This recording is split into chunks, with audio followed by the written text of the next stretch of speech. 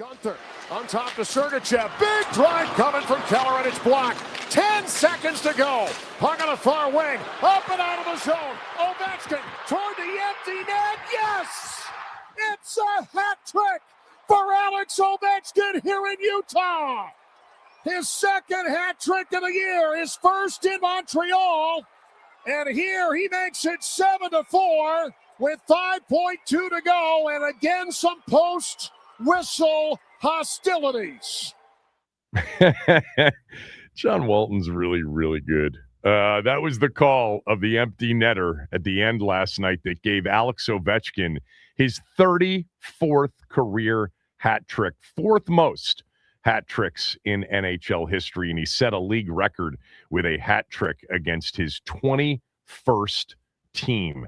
The Caps rallied from a 3-1 first period deficit to a 7-4 win in Salt Lake City. That was the crowd cheering for Ovechkin there at the end, right? It certainly sounded like a lot of cheering in a road environment. The Caps still kind of hanging by a thread in terms of their playoff hopes. The problem is teams in front of them keep winning as well, but they are right now, they are still 7 points behind 6 points, behind the second wild card team with 9 games to play. Good morning. On a morning following a winning day yesterday. How about the Nats going to Wrigley and beating the Cubs 10-4 on opening day, despite James Wood going 0 for 5 with 4 strikeouts, kind of where he left off in the second half of last year. Cade Cavalli certainly wasn't great, only went 3 2/3 in his opening day start, but the Nats get a 10-4 win on opening day. They'll take today off and be back at it tomorrow at Wrigley for the second of their season opening 3-game set. I was very much knee-deep in the hoops last night. Man, those were good basketball games, especially the first 2 games, the Purdue-Texas game and the Iowa-Nebraska game, which featured an unbelievable gaffe. I would say it was a coaching gaffe, although some have suggested the referees had something to do with it. I'll get to that in a moment. The smell test 2-0 last night with Arizona and Illinois. I mean, literally, you never sweated either one of them. Somebody did mention to me on Twitter, your guy Ben Fox basically told you that all of the public action was on Arizona and that the other side, Arkansas, was the right side. Yes, he did. That wasn't the information I had, and I went in another direction, and that sometimes happens, especially with standalone games when you get late into a season, playoff games, Sweet 16, Elite 8 games. There's going to be a lot of different information depending on, which sports book you are talking to. So he was talking to some of the real big ones, and I was talking to many that sort of do this offshore. I, from the beginning, I told you on Monday, Max, you remember, I said, man, Arizona's giving a big number. I just think I'm going to need them because it just seems like they're begging you to take Arkansas. And Arizona looks the part, man, right now. God, 109-88. Calipari's worst loss ever in the NCAA tournament. But I'm going to tell you this right now. They play Purdue in the Elite 8. And I haven't seen and I haven't gotten the numbers that I usually get, usually a day out in terms of, where sharp money is and where public money is from some of my friends in warmer climes. But I'm going to guess the public's going to be all over Arizona in this game. I said, Max, last night on a group text to a bunch of guys that like to do this wager on games. I'm like, if Arizona is more than 7, they're going to be the right side. If they are less than 7, Purdue's going to be the right side. 7's the right number. It came out at 5.5, 6, and it's just sitting there at 5.5, 6 right now. I think that number's short. I think the public's going to absolutely hammer Arizona. We'll know more tomorrow. Remember, follow me on Twitter at Kevin Sheehan DC. I've been tweeting out the picks in advance of the games. Tomorrow they'll be out by early afternoon. Same thing for Sunday's Elite Eight games as well. But 16-8 now. So I'm hitting at 66.6% repeating. 2/3 of the games have been winners so far. Last night, no sweat on either one of them. And man, Illinois was really, really impressive. I'll tell you, their freshman, Keaton Wagler, who had the 46-point game during the regular season at Purdue in an Illinois win, which was one of the best freshman performances of the season. And he's a very good freshman player. I don't think as an NBA prospect personally, he's anywhere near some of these upper echelon guys. But if you look at his box score after the game last night and you see 13 points, 4 of 14 from the field, only 3 assists, you would think, he was okay. He was outstanding in this game. He controlled the tempo of this game. And you get a really good point guard, and he is a taller point guard and more of a scoring point guard at 6'6", but he controlled the tempo of this game. He had 12 rebounds at the point guard position. I thought he was outstanding in the game. And then all of their, Balkan, Eastern European, Serbs, et cetera, they all played well, and they went into Houston, a virtual home game for Kelvin Sampson and company, and they just shut him down and beat him 65-55. The game of the night was Purdue and Texas. Texas was really feisty. By the way, how about that kid, Tremont Mark from Texas? He hit the game winner to beat NC State in the first 4. 9 days ago or whenever it was. He was great. But Purdue, this was interesting, Max. Purdue had the worst three-point shooting game of the season for them. They made the fewest three-pointers, and the percentage was the lowest. They were 4 for 20 from behind the arc. If you know anything about Purdue, they can kill you with the three. And they had the worst three-point shooting night of the year for them. They also missed some key free throws down the stretch, and yet they still scored nearly 80 points and won the game. 79-77 on the Trey Kaufman-Wren tip. I thought he pushed off. Could have easily been called for an offensive foul. Although on the other end, the three-point play that tied it by Swain, I thought that was a sketchy call. But Purdue wins 79-77, and they are on to the Elite Eight against Arizona. And then in the other early game, you had one of the all-time gaffes. I mean, it wasn't Chris Webber calling a timeout that he didn't have. Fred Hoiberg's an outstanding coach. He's going up against, and he did last night, I think maybe the best X's and O's coach left in the draw in Ben McCollum. Nebraska led the entire way in this game. And then Iowa had a big run late, but there was a sequence with 58 seconds left in the game, and Iowa up 3 with the ball after a timeout. So Nebraska needs a stop, get the ball back. What do you have the sound of that call? All right, let me just set it up. Nebraska down 3, but Iowa's got the ball with 58.8 seconds left in the game. There was a timeout before this. Nebraska doesn't need to foul. They need to play good defense, get a stop. You can come down, get a 2 or a 3, whatever, to extend the game. But this is what happened when they came out on the floor.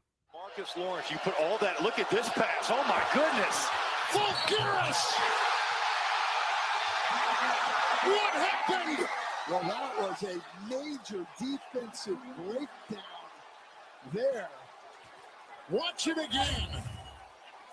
Well, they just don't guard Fulguris, and he's waving for it. How about the vision there? Buchtengel trying to get back in the play. Wait a minute. I think Nebraska only had 4 defenders on the floor. They did. Rink Mast is not on the floor. Oh, Nebraska, that is a major breakdown. They didn't even have 5 guys on the floor when Iowa was inbounding. You can't match up like that. Stan Van Gundy, Robbie Hummel, talking about Nebraska putting 4 out there. This wasn't Gene Hackman and Hoosiers doing it on purpose. They did not do it on purpose. They had 4 defenders, and they left the guy that was closest to the basket on the other end of the floor, they left him open. And he caught it. He dunked it. He got fouled by somebody who chased him down. It was a 6-point game, and Nebraska never recovered. They ended up losing 77-71. So how can this happen? You know, anybody that's out there that's played or even coached before, you know this, that many times the referees will turn to the coach and say, Coach, you only got 4 out here. Get a 5th out here. Or vice versa. Coach, you got 6 out here. You got to take somebody off. That happens a lot. And I was listening to some of the follow-up conversation about this, that a lot of the coaches, Seth Greenberg was talking about it this morning. He's like, yeah, more times than not, the referee counts and he'll tell the coach, you're 1 short, and he'll hold up the ball until the player's out on the floor, the 5th player's out on the floor. They didn't do that, obviously. There was a player near the scorer's table that looked confused as to whether or not he was supposed to go into the game or not. Look, there's no way of getting past. That's on the coach. And Fred Hoiberg, the longtime coach at Nebraska, played, at Iowa State, was an NBA player for many years, and he's a really good coach. He said, it's on me. But man, that is a terrible mistake. 4 players. And not only that, the 5th player was the player that was supposed to, I am assuming, guard the player that was wide open at the other end of the floor. You know, sometimes you'll look around before the inbounds pass and you'll say defensively, we got to have somebody all the way back. Somebody's got to be all the way back. Nobody should be further than our deepest guy defensively. They didn't really do that, and that is a crushing way. Now, they were down 3, and they didn't have the ball. They were going to have to get a stop, and they were struggling to get stops down the stretch anyway. So Iowa had the advantage anyway, up 3 with the ball with 58.8 seconds left. But, man, that's one after the special season, the best season Nebraska's ever had in basketball, winning their first ever tournament game, getting to their first ever Sweet 16 game. By the way, having a big lead in the first half of this game, it was a spectacular game. I mean, I thought the coaching, the playing was super high level in this game all night long. The 3-point shooting, the shooting in general, just a really high-quality basketball game. It was their 3rd matchup of the season. They had split the 2 during the regular season. But, man, you'll be remembered for that game for having 4 players on the floor defensively on a rather important possession. Anyway, good hoops. Arizona's really good, man. Wow. And Darius Acuff Jr. for Arkansas, the player that I really like that right now, honestly, I think he might be my number 2. He had 28 in the loss, but Arkansas never had a shot. They couldn't guard. And I'll tell you, Krivas, the Arizona center, it was a monster last night. They've got, Max, I would say that their top 9 players are all starters almost anywhere else. They are so deep and so good. And yet, each one of these games is its own entity. Matchups are everything. And I give Purdue a legit shot in what will be the second of the 2 Elite 8 games tomorrow. Iowa, Illinois is going to go first, and then Purdue, Arizona second. How about that? 3 of the 4 teams playing in the Elite 8 on Saturday night are Big Ten teams. And we're not even done with the Big Ten teams. We've got 2 left playing tonight. One of them right here at Capital One. Duke St. John's will be the first game at Capital One. Michigan State, UConn, the second of the 2 games at Capital One. And then in Chicago, in the Midwest region, Alabama, Michigan early, Tennessee, Iowa State late. Should be another great night of Sweet 16 hoops, leading to some really good Elite 8 matchups. The basketball's been good. You know, I wasn't into it during the regular season. Even at the beginning of the tournament, I was lukewarm. It's just when my team isn't in it, and I don't know how you guys feel if you have a team that you're passionate about, when my team's in it, it's never the same thing. But this tournament's gotten really good here over the last few days. I thought the weekend was great. Last night was a really, really good basketball throughout, with the exception of the 4 players on the floor. All right, let's get to what do you got?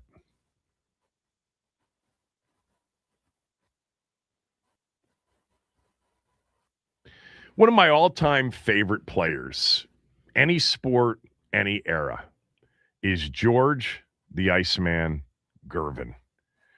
About 7 or 8 years ago, Cooley and I were doing a show out at Creighton Farms out in Loudoun County. It was a Jack Nicklaus event, charity event. We did the show out there, and somebody walked by and said, would you guys like to have Mr. Nicklaus? I said, of course. We'd love to get Mr. Nicklaus, Jack Nicklaus, on the show. He came on the show. And then somebody came by and said, you probably don't care, but George Gervin is playing. He used to play. And I just said, yes. Yes, the PR person was unfamiliar with the legend of the Iceman. And I just said, yes, please. And I'm telling you, that was one of the few moments, I think, when I had McEnroe on the show, that was maybe the most nervous I've ever been. I think Tommy and I talked about this not too long ago, and somebody had written in, what's the interview that you looked forward to the most and maybe, you were nervous about? For me, it was McEnroe. It ended up going really well. He had a book out 10, 12 years ago, something like that, came on the show, and he was great, as he always is. I mean, he's just an introspective, very thoughtful, smart dude, and I was a massive McEnroe fan. But being a big Gervin fan, when he sat down, it was during a commercial break, and I just said, I got to tell you, man, you are right up there for me as one of my all-time favorites. And whoever was with him, said he hears that every once in a while. But he couldn't have been nicer. He was super kind. And I went through some of the games he had played against the Bullets way back in the 70s, because the Spurs and the Bullets played in back-to-back series in 78 and 79 when San Antonio was in the Eastern Conference. He is truly, up there on the highest of pedestals for just flat out being able to score in the history of the game. I think he's still top 5, top 6 all-time scorer. I should have looked it up. I will shortly. But this, what do you got, is not about the greatness of the Iceman. It's about the Iceman moniker, which Caleb Williams, the quarterback of the Chicago Bears, has attempted to trademark the moniker Iceman. First of all, help me with this. I didn't know that Caleb Williams had the nickname Iceman. I've never heard that. Have you heard that, Max? So it kind of started on Twitter during the Bears season this year. So kind of towards the end of the regular season, when the Bears were making that playoff push and into, the playoff push and that loss against the Rams, he kind of got the name the Iceman. That's what Bears fans decided to call him. So okay, well, this is not appropriate, and he's gotten bad advice from somebody. So George Gervin got wind of Caleb Williams attempting to trademark the moniker Iceman, and he told ESPN he was caught off guard. He learned recently that he tried to trademark the name, and Gervin said, quote, "I've been the Iceman for 40-something years. Actually, Ice, it's been like 50 years, because I've been watching the ABA. I watched the ABA documentary on Netflix. Highly recommend it. Maybe it wasn't Netflix. Was it Amazon Prime? I'm forgetting what it was on. Highly recommend it. If you're a basketball fan and you have any recollection, or you've heard the stories about the American Basketball Association, the ABA, the red, white, and blue ball, this is 100% worth it. But you're talking about now the mid to early 70s, and he was the Iceman for the Virginia Squires in the ABA. So it's not 40-something years. It's 50-something years. I've been the Iceman for 40-something years. I never thought anybody would try to trademark it. He kind of knocked me out of the box. On March 16th, Caleb Williams Holding, Inc. filed 4 trademark applications with the United States Patent and Trademark Office related to the Iceman nickname. According to the trademark application, goods and services related to the name included athletic sporting goods and equipment, water bottles, T-shirts, sweatshirts, jerseys, hats, eyewear, and downloadable posters and digital trading cards. I didn't have a lot of posters as a kid, but I had one. Actually, I had more than one. I had Cheryl Tiegs as a poster. But the other one that I had was George the Iceman Gervin in that silver San Antonio Spurs sweatsuit sitting on a huge block of ice. It's a legendary poster for anybody that was alive and aware and a sports fan during that era. Shortly after getting wind of the Caleb Williams Holding Inc.'s filings, Gervin Interests LLC filed 2 trademark applications for Iceman and Iceman 44, the latter of which references his jersey number worn throughout his NBA career. One of the biggest questions, according to a trademark attorney, Josh Gervin, is how trademark rights are viewed. Gervin said Gervin would claim that even though he didn't file the trademark, he was using it before Caleb Williams, even though Williams filed it first. But since Williams filed his application first, the U.S. Patent and Trademark Office could accept Williams's application and refuse Gervin's. If Williams's application is accepted, George will have a 30-day period in which he can file a formal opposition to Caleb's applications and say they shouldn't be registered because I was using these trademarks long ago and the public associates the name with me. And yes, the public associates Iceman with one person other than, Iceman in a certain 1980s movie with Tom Cruise. I just, come on, man. Somebody help the young man out. I mean, his father's got to know. You can't do this. And if you somehow get access to it, you certainly can't enforce it with George Gervin. That would be the one in which we'd say, yeah, we'll make an exception. Gervin can do whatever he wants to do with the Iceman logo, with the Iceman name. The original Iceman, George Gervin. Good God, people, he was so good. He was so good. I think I told this story the other day. Stan Albeck was a coach of his in San Antonio in the 80s when they were always, this is when they had moved to the Western Conference, and they seemed to be the runner-up in the Western Conference Finals, losing to the Lakers multiple times. But he was asked, after, Gervin had retired, about just, what it was like to coach him. And he said, it was the easiest thing ever, because all I had to say, if we needed a certain number from him, he would just get it. Ice, we need 40 tonight. No problem, coach. Ice, we need 60 tonight. No problem, coach. And of course, very famously, the season in 1978, the season that ended the 77. No, it was the 79-80 season, I believe. Let me pull that up. 79-80, where he and David Thompson were fighting for the scoring title. And early in the day, let me just see if this is the game. Maybe it was 79. Could have been 79. Sorry about that. I should know that.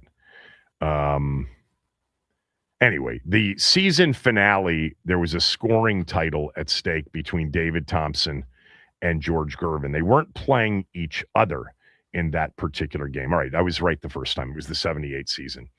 April 9th, 1978, scoring titles coming down to a few percentage points between David Thompson and George Gervin. David Thompson, early in the day, goes out and gets 73 Gervin in that game needed 59 to maintain and retain the scoring title. He had 56 at halftime, ended up with 63, only played 33 minutes in the game and scored 63 points. On 23 of 49 from the field, no three-pointer, people, in 1978. Again, 23 of 49 from the field and 17 of 20 from the free throw line. He kept the scoring title and then scored a few more points in the second half and then took a seat. That's what he was able to do. Need 56 to keep the scoring title? Yeah, let me get those in the first half. All right. We got a lot to get to, including Bo Marchionte, one of my favorite draft analysts, will be on the show with us today at 11 a.m. Chris Nocky is going to jump on with us at 11:35 to talk hoops, talk Big Ten, and talk about Maryland doing some damage already with some of their own, bringing back two key players reportedly. And then Ben Standig at 12. But when we come back, all of these mock drafts, but this is a first for our team in terms of a player being mocked to Washington at number 7. Share that with you when we return. Kevin Sheehan Show, the Team 980 and the team980.com.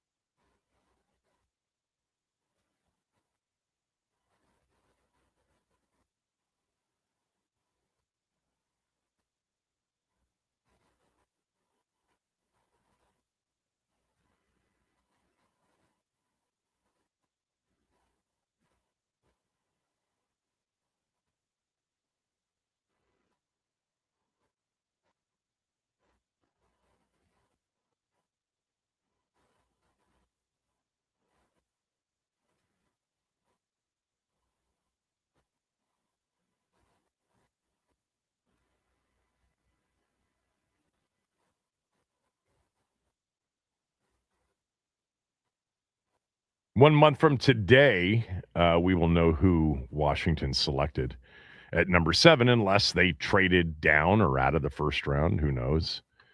Man, we've seen a lot of, players mocked to Washington. We've seen Jeremiah Love recently mocked, Sonny Styles. A lot of, we've had some Reuben Bain, Carnell Tate, even the corner from LSU, Mansour Delane, in recent days, mocked to Washington. Reese, if he were to fall. Here's a new one. The Athletics' Vic Tafur, an NFL writer, had his NFL mock draft out yesterday. Thank you, Scott Nance, for sending this to me. This is a new one. Like, can you imagine? Washington's on the clock. And let me just tell you, based on his mock draft, still available would be Reuben Bain, Carnell Tate, Mansour Delane would all still be available. Caleb Downs would still be available at number 7. On the clock, the Washington Commanders select tackle, Miami, Francis Maui-Noa.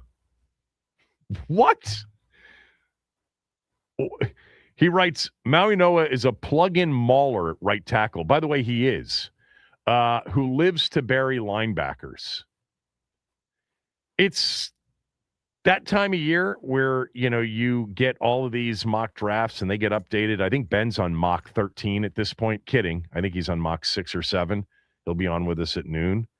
Francis Maui-Noa, tackle, Miami. What would you guys do if Washington took a tackle for a second straight year, but this one at number 7? I think that some of you would at least give it a golf clap. Like, hey, highest rated player on the board.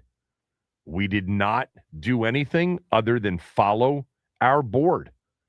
It's possible a Maui-Noa or, a Freeling from Georgia or a Spencer Fano from Utah. What if one of these offensive linemen are the highest rated players on the board? I'm for minus quarterback, and I would say left tackle. I mean, what are you going to do with Josh Connerly if you draft, a plug-in mauler at right tackle in Francis Maui-Noa? What are you going to do? Move him to guard? Connerly's not a guard. That would be pretty wild. I mean, look, we've seen teams like the Eagles, over the years, just, keep drafting defensive players even when you think they've got too many of them.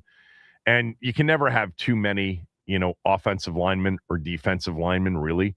But that would be a shocker for sure. But I am a believer that they're going to draft their board.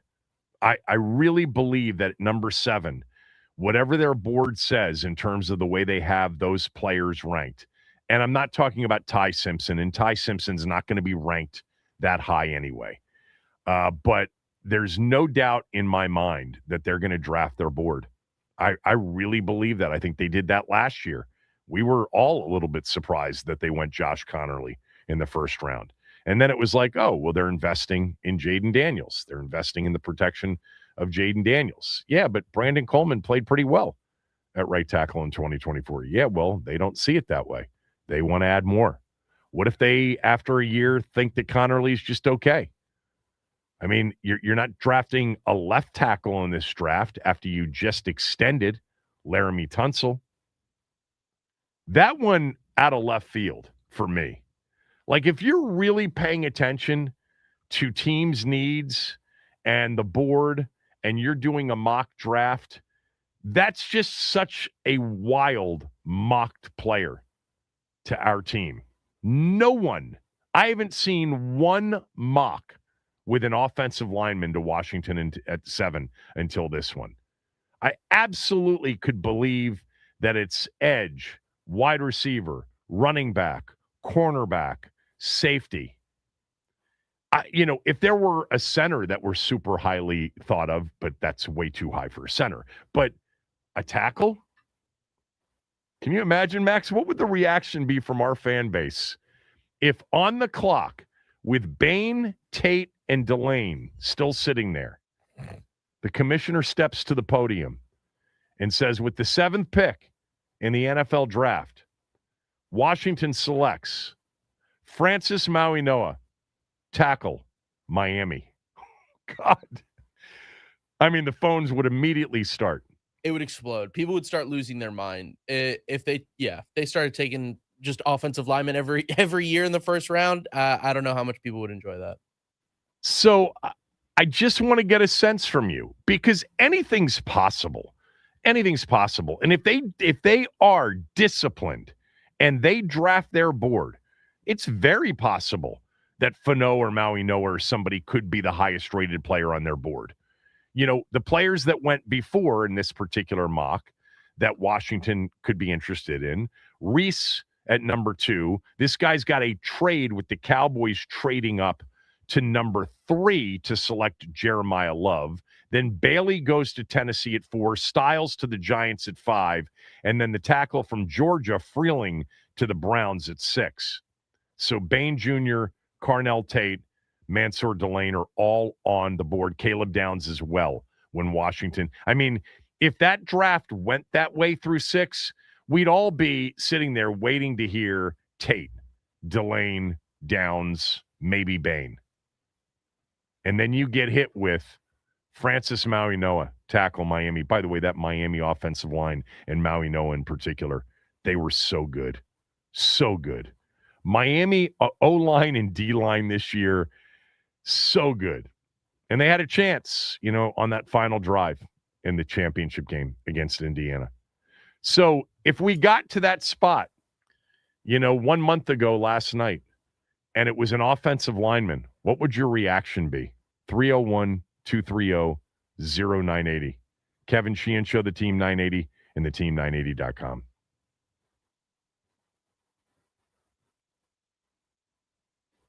All right, quite a day in DC sports yesterday as the Nats, they nabbed their first win of the season against the Chicago Cubs. Cade Cavalli went 3 2/3, giving up 2 earned runs, securing 5 strikeouts, but the bats for the Nationals were hot, hot, hot. 3 different Nats hit their first home runs of the season. So shout out to Brady House, Joey Weimer, and Jacob Young. Nats win 10-4, plus the Caps with a massive comeback win versus the Utah Mammoth. Caps are down 3-1 at the end of the first frame, thanks to 2 goals from Alex Ovechkin. They were able to tie it. Headed into period number 3, Ovechkin secures his second hat trick of the year, 34th of his career. And this update is sponsored by the Team 980 YouTube page. Just open the app, type in the Team 980, and hit subscribe. Kevin Sheehan is live every day from 10 to 1. You can catch programs like Take Command all off season. Don't forget to hit the like button whenever you do decide to join us, and turn on notifications to stay up to date on all things DC sports. And that is what's trending.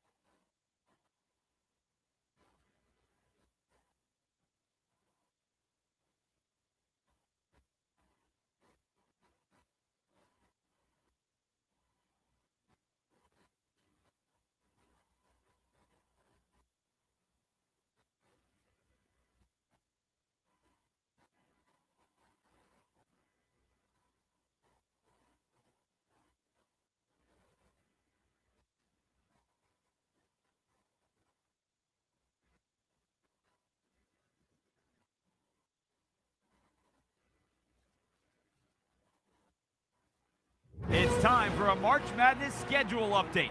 Half of the NCAA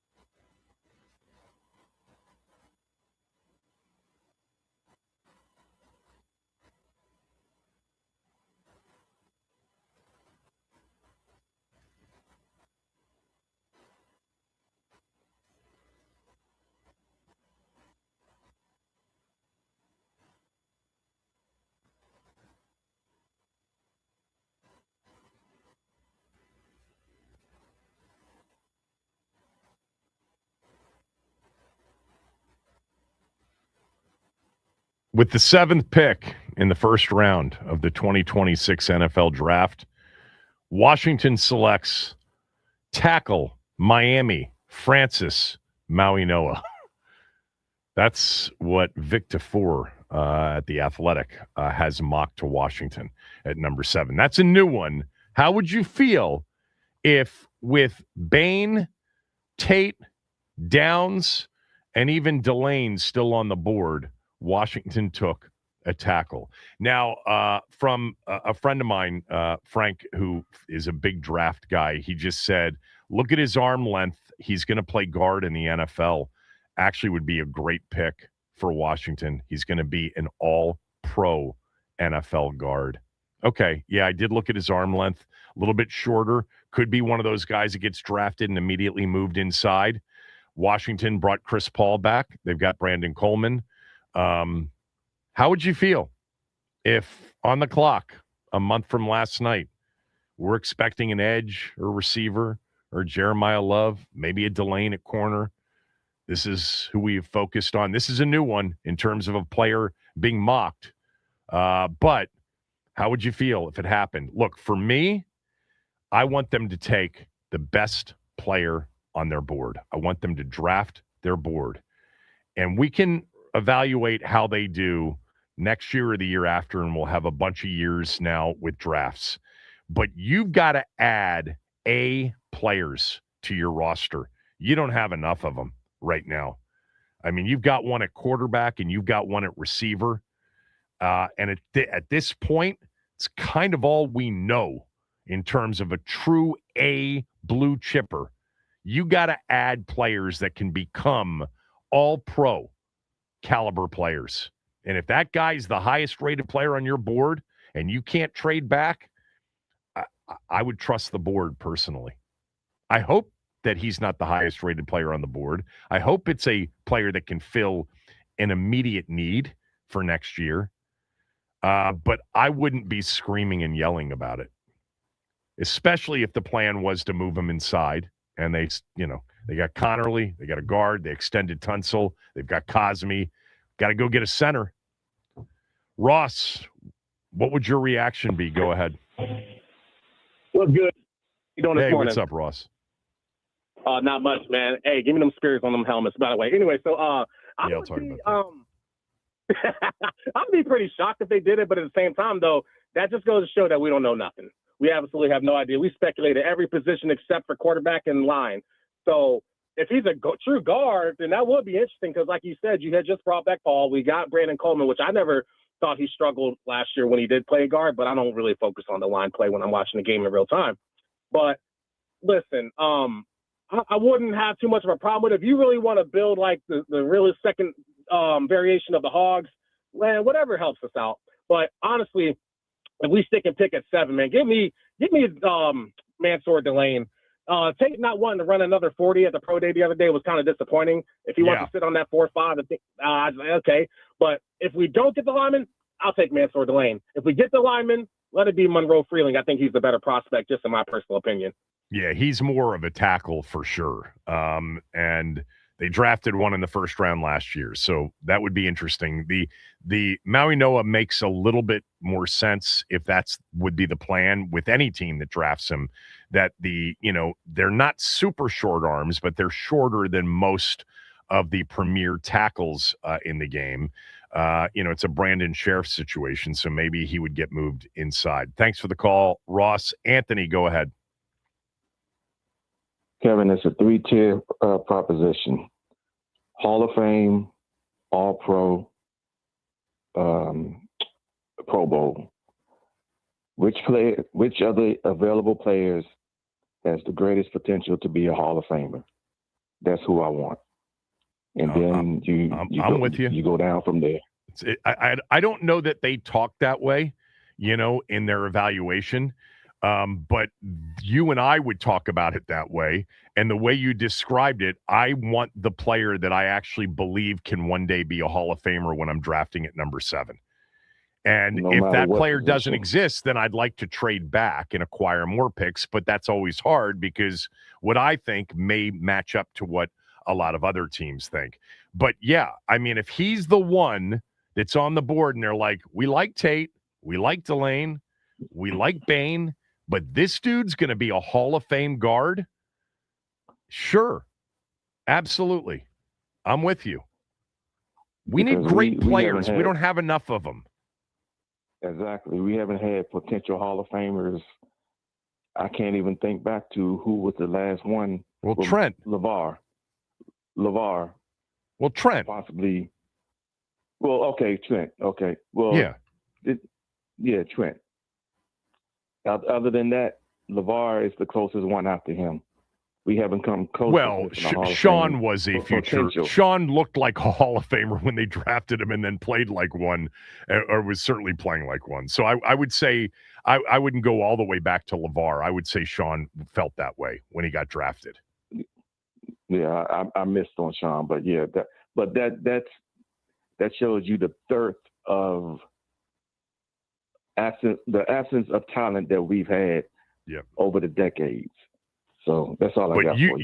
You know this, Anthony. If that's the pick, it would be shocking and it would be majorly disappointing. And people would be calling on the day after, 1 month from today, they'd be calling for Adam Peters' head, saying we don't know what they're doing. We have no idea what we're doing.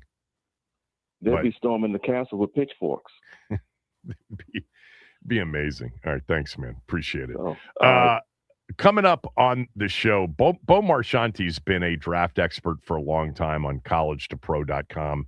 He's always been one of my favorites. By the way, a Canadian, but was a big Skins fan at one point and really loved the Hogs and the teams of the 80s and 90s. We've had Bo on the show for the last 4 or 5 years this time of year.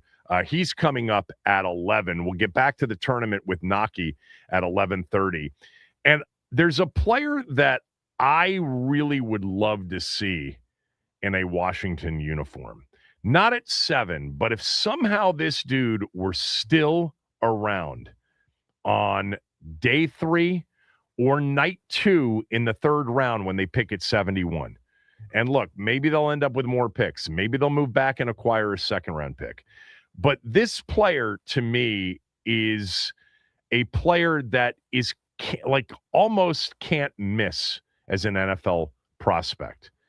I'll tell you who that player is after you hear from Bo Marchionte next at about 11:25.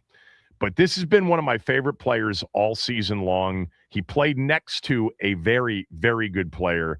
I'm shocked he's not being targeted or projected as a first-round pick. That's coming up next hour. Kevin Sheehan Show, Team 980, theteam980.com. Don't forget, you can watch this show on our Team 980 YouTube channel. Just hit the subscribe button and hit the like button when you get there.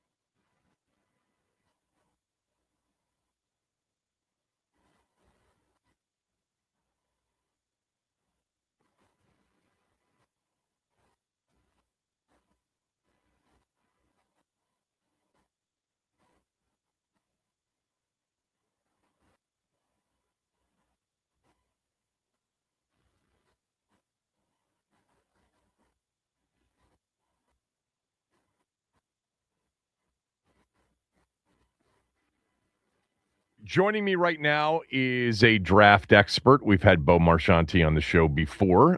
Typically, this time of year, the draft begins a month from tomorrow night. It'll be here before we know it. Washington will be on the clock at number 7, unless there is a trade sometime before then. Bo is with us at Bo Marchionte on X. He's with collegetopro.com. Welcome back to the show. Always enjoy these draft conversations with you every year. So let's just start with, where is this draft, relative to others? Is it as bad at the top as people say? I don't think it's as bad as the top. I just, the NFL is built on quarterbacks, so we're not talking about, Michael Penix, Bo Nix, and all those guys all going within the top, 12 picks of the draft. So, you're going to have Fernando Mendoza going number 1, and then we're going to linger on to, does Ty Simpson go somewhere in the mid-rounds, or does he slip the Friday night in round 2? So the quarterbacks are the generator. They're the motor that runs the league. And without top quarterback guys, it kind of sounds quiet. But I do think this draft, it wasn't loved at first, but I think when you start to look at it, and as we kind of build towards April 23rd through the 25th, downtown Pittsburgh, the 2026 NFL draft, I think people are going to start to grow fondly of this crew. Look, we're in a position for the first time in a while, last year as well, where quarterback's not on our mind, fortunately, because it was for decades. But I am curious as to what you think of the quarterbacks, because I was listening to something yesterday where Dan Orlovsky at ESPN not only said he likes Ty Simpson more than Mendoza, but he said he talked to many teams that feel the same way. Do you think it's close between those two? Well, draft-wise, I don't think it's close. Is that fair enough? I mean, we know Mendoza's going number 1, and I think it's fair enough that we don't know where Ty Simpson's going to go. It's hard to argue anything against Fernando Mendoza. You're talking about a guy who won the Heisman. He brought Indiana football, not basketball, a title. And when you're in Hoosier land, when you think, hey, how are we going to win a national championship? You're thinking of Bobby Knight and Isaiah Thomas and the Hoosiers. You're not thinking about a football team, but they did it, and they did it well, and they dominated a lot of those games. And it was the Heisman guy, and Mendoza that did it. When I watch Mendoza, I'm not convinced that he's the guy, like an Andrew Luck, a Peyton Manning, some of the guys that kind of get thrown into that elite level as the guy. But it's hard to argue the results, and that's where you get stuck in the judgment of that guy. When I watched Ty Simpson, and even before we went live, I was just kind of going through my notes of what I have on him, and he's a jitterbug in the pocket. We got 1 year on him. He reminds me of a Baker Mayfield, a little bit jacked up on Red Bull. You know what I mean? Right. When you watch Ty Simpson, he's in the pocket. He plays fast. He thinks fast, and he has a cannon. When you watch a kid throw, I mean, he can throw the football. So, I think it's what you're looking at in terms of what teams desire. Do you want that big guy in the pocket? Because Mendoza kind of fits that prototypical, hey, we want a guy above 6'3", we want a guy in the 220s, but he's above that. And then and all the other prospects, besides a few, a Ty Simpson, they're not the prototypical height, weight, what you want in that position. But I like Ty Simpson. And long term, I wish I knew. If I knew, then I'd probably be working as a GM for the NFL. Yeah, but of course. I like both prospects. Is that fair enough? I don't think any of these guys, I don't consider them elite. They could become elite, but if you tell me either one of these guys, you know what? I'll tell you this, Kevin. I think if one of them fails, I would think Mendoza fails before Simpson fails, if that makes sense. Boomer bust. I think I think Simpson is just an intriguing prospect because 1 year you always just think, what if this guy has more development? And we know, and you know this as well. And I love coming on your podcast because you're so intelligent about all this draft stuff and the insight that goes into it. It takes a team, a coaching staff, a quarterback coach to help develop these guys. And if they find that, then you're in a good spot. I'll tell you the thing that I love about Mendoza is I just think he is so accurate as a thrower. Oh. I mean, and that is something that, if you don't have it naturally, Mike Shanahan used to tell me this all the time, with Throwing with anticipation and accuracy are the two things that you better have naturally, because you can coach it up to good, but if it's not naturally there, it'll never be elite. And I think his accuracy is elite. Am I wrong? No, you're not wrong. And this is the one. This is the only thing that scares me on Fernando Mendoza. Is when I watch his tape, I see a guy that's very clean in the pocket, and that's what makes me nervous. Is in the NFL, the pockets may not be that clean. How, like, we assume he's going to Las Vegas. He's going to be the Raiders, starting quarterback. How well are they going to be being able to protect him? And that's where I get nervous. But that's, I guess, you at this point we're trying to break down, what they can't do, how they can succeed, right, and all those other things. But I mean, there's certain guys like a Mendoza. I mean, you talk about a Cinderella story about coming from Cal, going to Indiana, and even going from Cal to Indiana. He's not going from Alabama to Ohio State. He's still going, and this is no, insult to these, but we know who the powerhouses of collegiate college football are, and Indiana and Cal aren't those schools. And if Fernando Mendoza was that guy, then all those schools would have, signed him and brought him in on NIL cash. But his demeanor, the way he presents himself, and ask me, maybe he's almost like a nerdy Peyton Manning. Yeah. And, but you love it because he is all football. He's 100% dialed in, and that's a huge asset to have. Listen, I want Mendoza to succeed. I want all the quarterbacks to succeed, because there's nothing worse about watching football on a Sunday, or especially on Thursday night. We always get those Thursday night games where you look at the schedule and you're like, who's playing? And they're like, oh, neither. It's incredible how each team cannot have a quarterback for 17 weeks with that schedule, but we find it. And I hope these guys succeed, because you want to see Burrow and Mahomes and Allen and Lamar Jackson and all the elite quarterbacks in the NFL playing. And if these guys become those guys, it just makes better for us to enjoy the game we love. Who's the best overall player in the draft? I hate going with skill positions because it seems such like a cliche answer, but I really think if you've watched Jeremiah Love out of Notre Dame, and you don't even listen, my favorite part about watching Jeremiah Love is not all the awesome things he does when he's running or catching out of the backfield. If you watch this man pass block against guys, it is a treat. There's not too many times you throw on the tape and you just watch a guy and you sit in admiration of the physicality. And this is what I love about him. When you go in that demeanor, the way he puts his effort into it, that's in his DNA, that he wants to be vicious.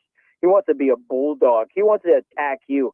You're not going to even get to the quarterback with that guy. And the last guy I really saw blocked like that, and I don't know if he gets enough recognition for it because he ran the ball so well, was Zeke Elliott for the Cowboys. You go back and watch Zeke Elliott pass block for the Cowboys. Even in the final days when he was averaging 3.1 yards per carry. But I tell you what, if they sent a blitz and he had to protect Dak Prescott, he was doing it with a vengeance, and that's Jeremiah Love. And again, we could get all into the nuances of. I was actually on a program yesterday, and they said, describe the top 10, and I was like, I said boom and bust at first, but I kind of felt awkward saying that after I reflected on it, because there's a lot of guys that I like. But I do think, like Jeremiah Love, I would feel most secure with him. Even Mendoza, because quarterback is such a tricky position. You got to surround them, and there has to be so many ingredients for them to succeed. I think it's just a little bit easier to find a gap and hand it off to an elite running back like Love. So I think my number one guy would be Love.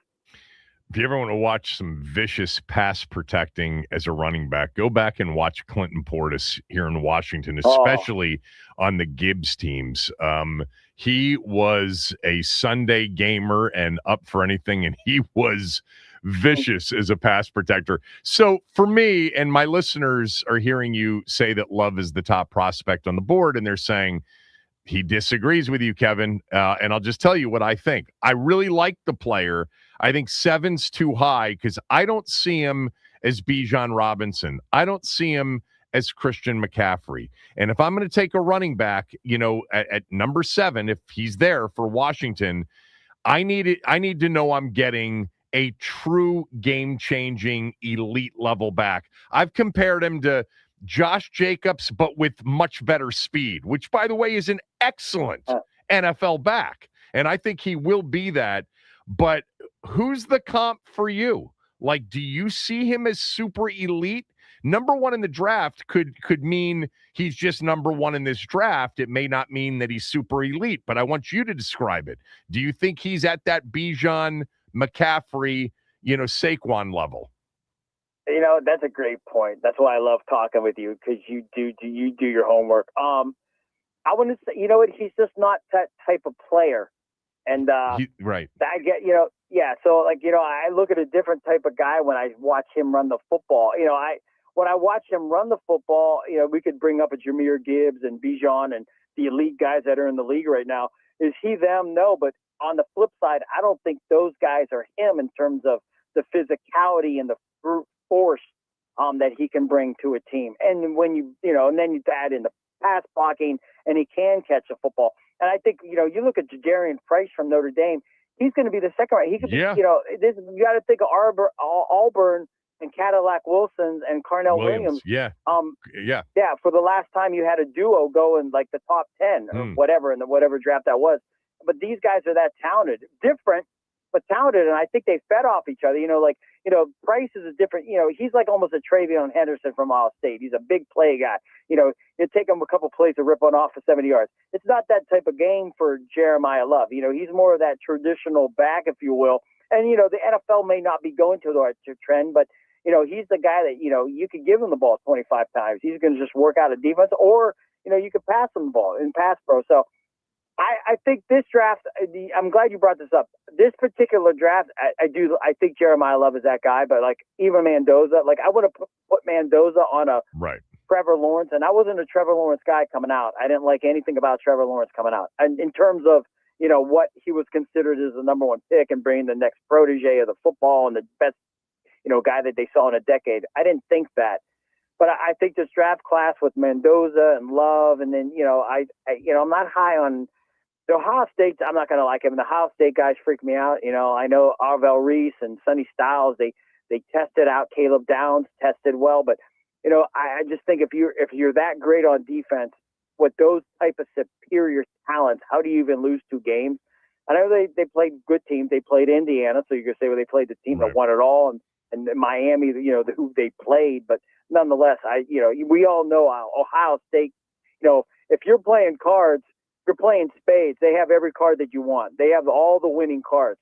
They are the winning hand, and they lost twice. So this draft class, I think, compared to others, I wouldn't say it's elite from top, like at the top, but I think we're going to find character throughout it. As the more I delve into it, and I'm not going to lie, there's nothing worse than I even go with my notes. I just wanted to kind of refresh my mind. I was about 6 prospects in, and these are elite guys I was in. And I finally got the Reuben Bain Jr. from Miami, and in my notes I was like, this is the first guy I watched where immediately for me, and that doesn't say because I like it, it's it's factual, but there was the first guy that I watched on tape that it's like, okay, this guy is shit. Like and it's boring. It's kind of sad when you're watching tape and you want guys to flash, and you keep looking like, what am I missing? What am I missing? What am I missing? But sometimes that happens, and and that's you. I mean, you do this, and you know as much as anybody else. And there are some guys that you'd say, hey, I saw this from the day one. I knew this guy was going to be good.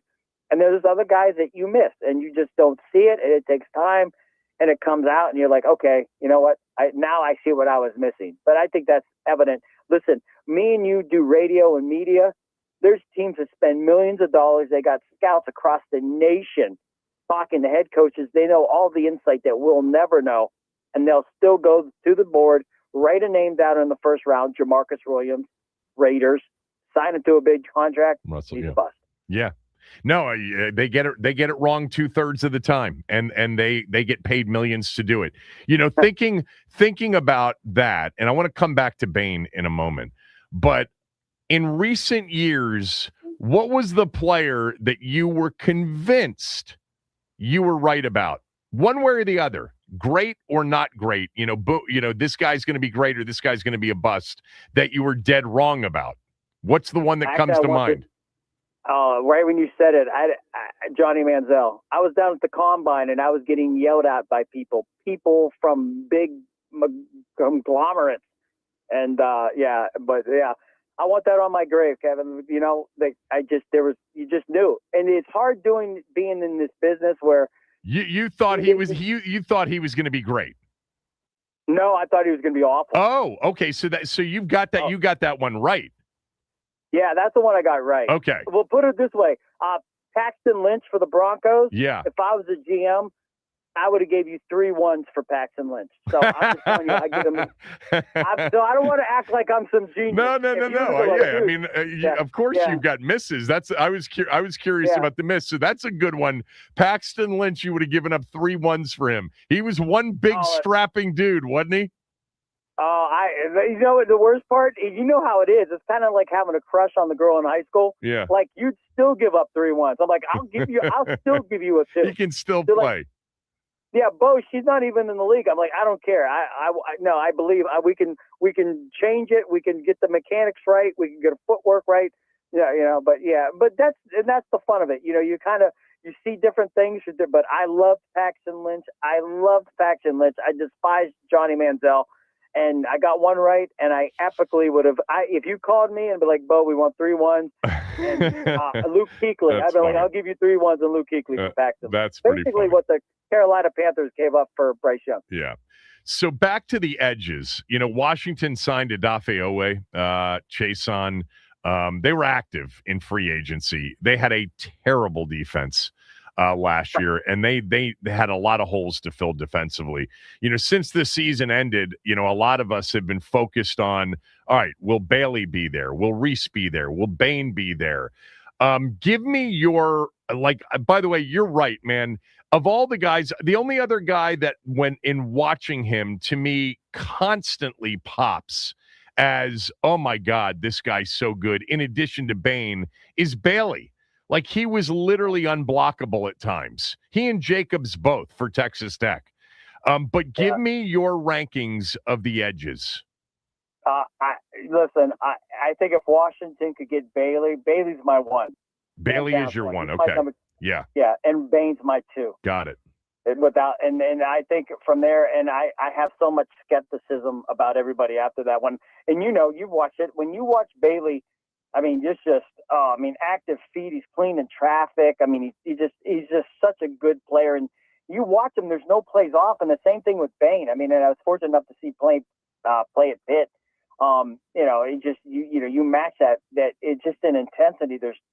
They always factor into it. And, you know, I could go the other way with, you know, like Arvell Reese. I mean, you throw on the Texas tape beginning of the season, you're seeing a guy get engulfed.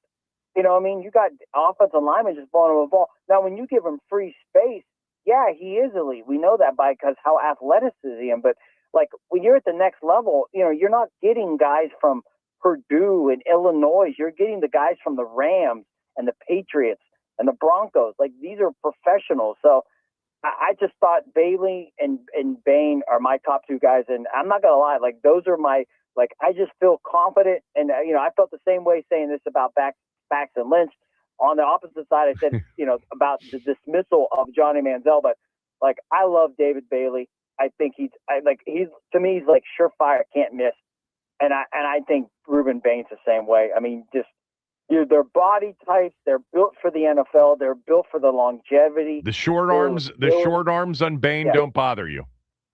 No, I don't.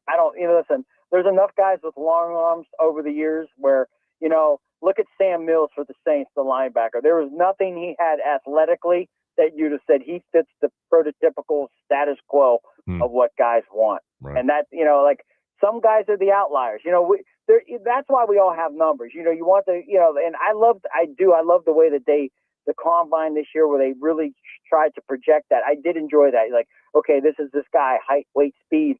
But, you know, I talked to several scouts, and this is during the C.J. Stroud thing, because I had such a hard time of looking at Ohio State quarterbacks, because, you know, you looked at, you know, Terrell Pryor, you looked at Cardale Jones, you looked at, you know, all these guys, and then C.J. Stroud comes on. I remember being at the combine. I'm like, can I can I look at the school and the way they develop guys, or do I have to look at the prospects specifically?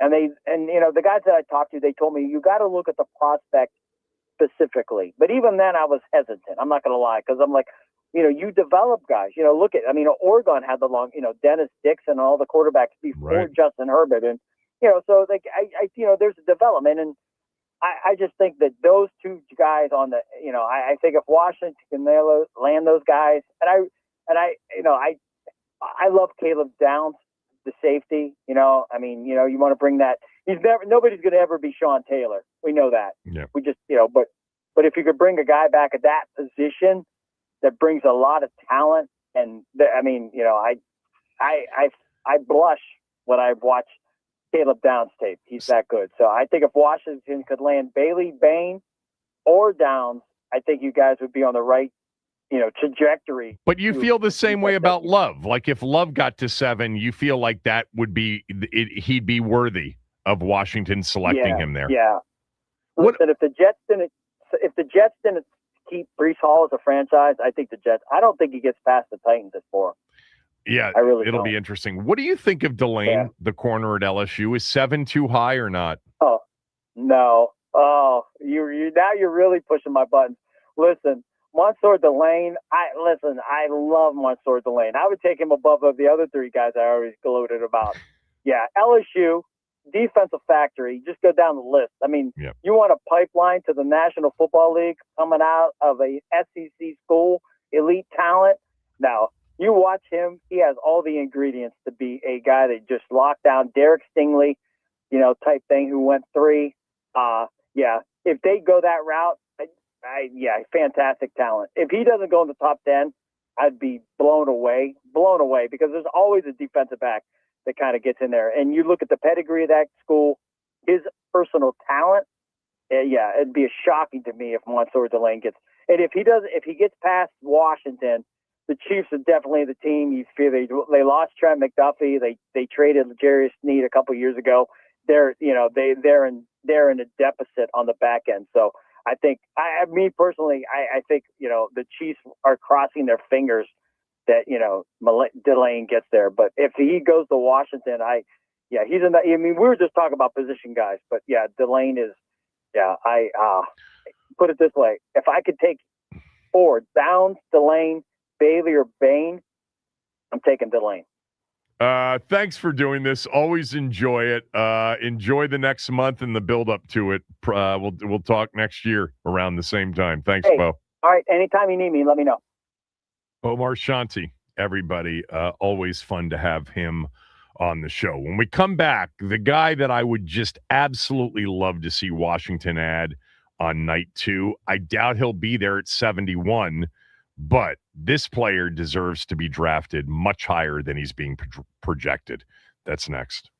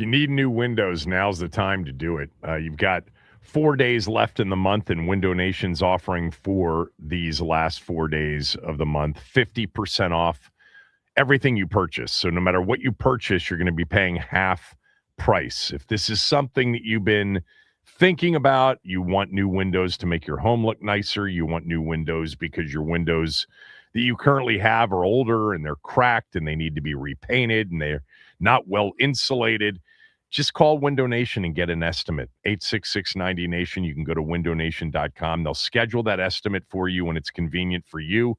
It'll take an hour or less. You'll actually find out which windows in your home need to be replaced.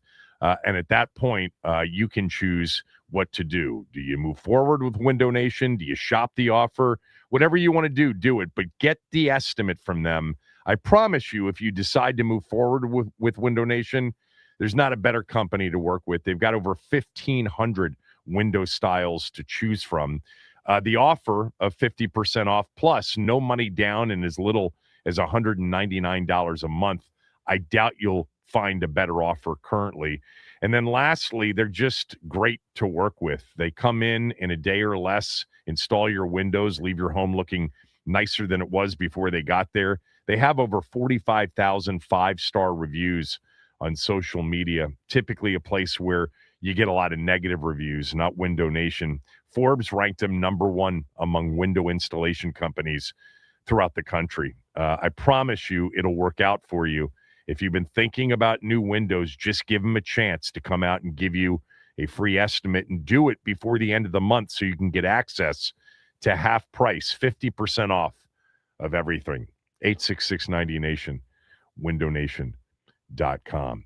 So I was reading something early this morning. Mike Tannenbaum, the former Jets GM, now ESPN analyst, put together draft prospects that he really likes, not just in the first round, but in other rounds. And I got to his third round players he'd be targeting.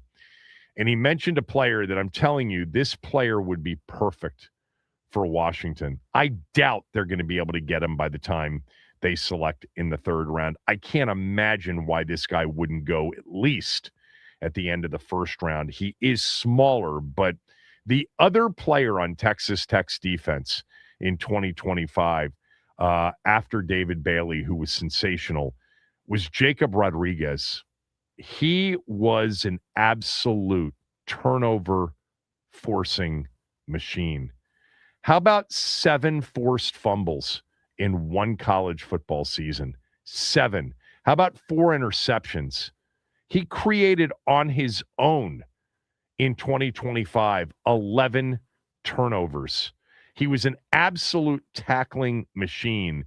There are a couple of games that you need to go to. You should go to the Oregon game, the playoff game, because Texas Tech's defense was not the issue in that playoff game. Rodriguez and Bailey and the rest of them were terrific. I mean, in that game, they dominated that playoff game defensively, or they just were terrible. Morton, their quarterback, was terrible on offense. Oregon in that 23-0 win in that playoff game, they were 4 for 19 on third down. Dante Moore couldn't do anything. He got sacked multiple times. David Bailey was a monster. Jacob Rodriguez was a monster. If you want to watch a really good pairing defensively, just Google the highlights of Jacob Rodriguez or David Bailey. You'll see them both in every single play. Number 10 is Rodriguez, 31's Bailey. I'd be thrilled with Bailey in the first round and Rodriguez in the third round. Rodriguez, by the way, is a Mike linebacker. He absolutely can be the middle linebacker for you. So can Sonny Styles. But this guy is exactly what Quinn, I would imagine, maybe Durante Jones too. And remember when Adam Peters drafted Mikey Sanderstill, they did so because he was a playmaker. He was a turnover guy. He scored touchdowns on defense. Nick Saban called him the best pound-for-pound football player in America. As much as I love Bailey, and I think he's my favorite player in terms of that area at number 7, I don't think he'll make it to 7. I'm just as big of a Jacob Rodriguez fan. This is just a guy that just makes play after play. He's just undersized. That's why he's not a top 10 pick. It's the only reason. Tannenbaum writes about him. Rodriguez reminds me so much of Hall of Famer Zach Thomas. He has an incredible knack for forcing fumbles. 7 last season, 13 over his career. And he picked off 4 passes in 2025. Typically, when someone is that productive and instinctive, it carries over to the next level. I'd want him on my team, even though he's slightly undersized at 6'1" and 231 pounds. It's sort of impossible to think he won't make it as a starter in the NFL. It's sort of impossible to think that he'd be available in the early portion of the 3rd round. But man, that would be a home run draft, adding Bailey and Rodriguez. We're adding just another defender in that 1st round and Rodriguez. Rodriguez just, to me, doesn't seem like a player that could make it out of the late 1st round if you're going only on the tape. By the way, his RAS score, very high. Relative athletic score, very high from the combine. Chris Nocky will join me next. We'll talk about not only the tournament, the games last night, the games upcoming tonight, but the Big Ten's performance in this tournament. He's seen all these teams up close and personal. And Maryland is doing its best here very early in the offseason to turn around what was the worst season in 50 years. They've signed a couple of their own, and they are after some big fish in the portal. Kevin Sheehan Show, the Team 980 and the team980.com.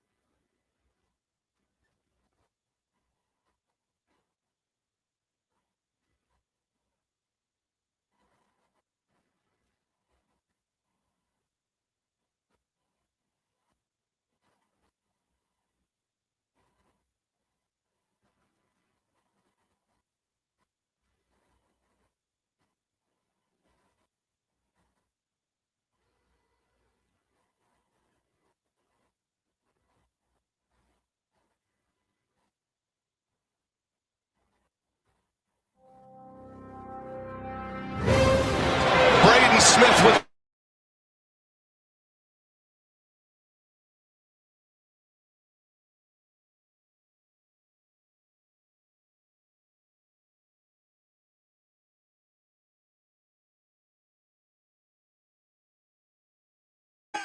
No good! Purdue advances! The Boilermakers survive!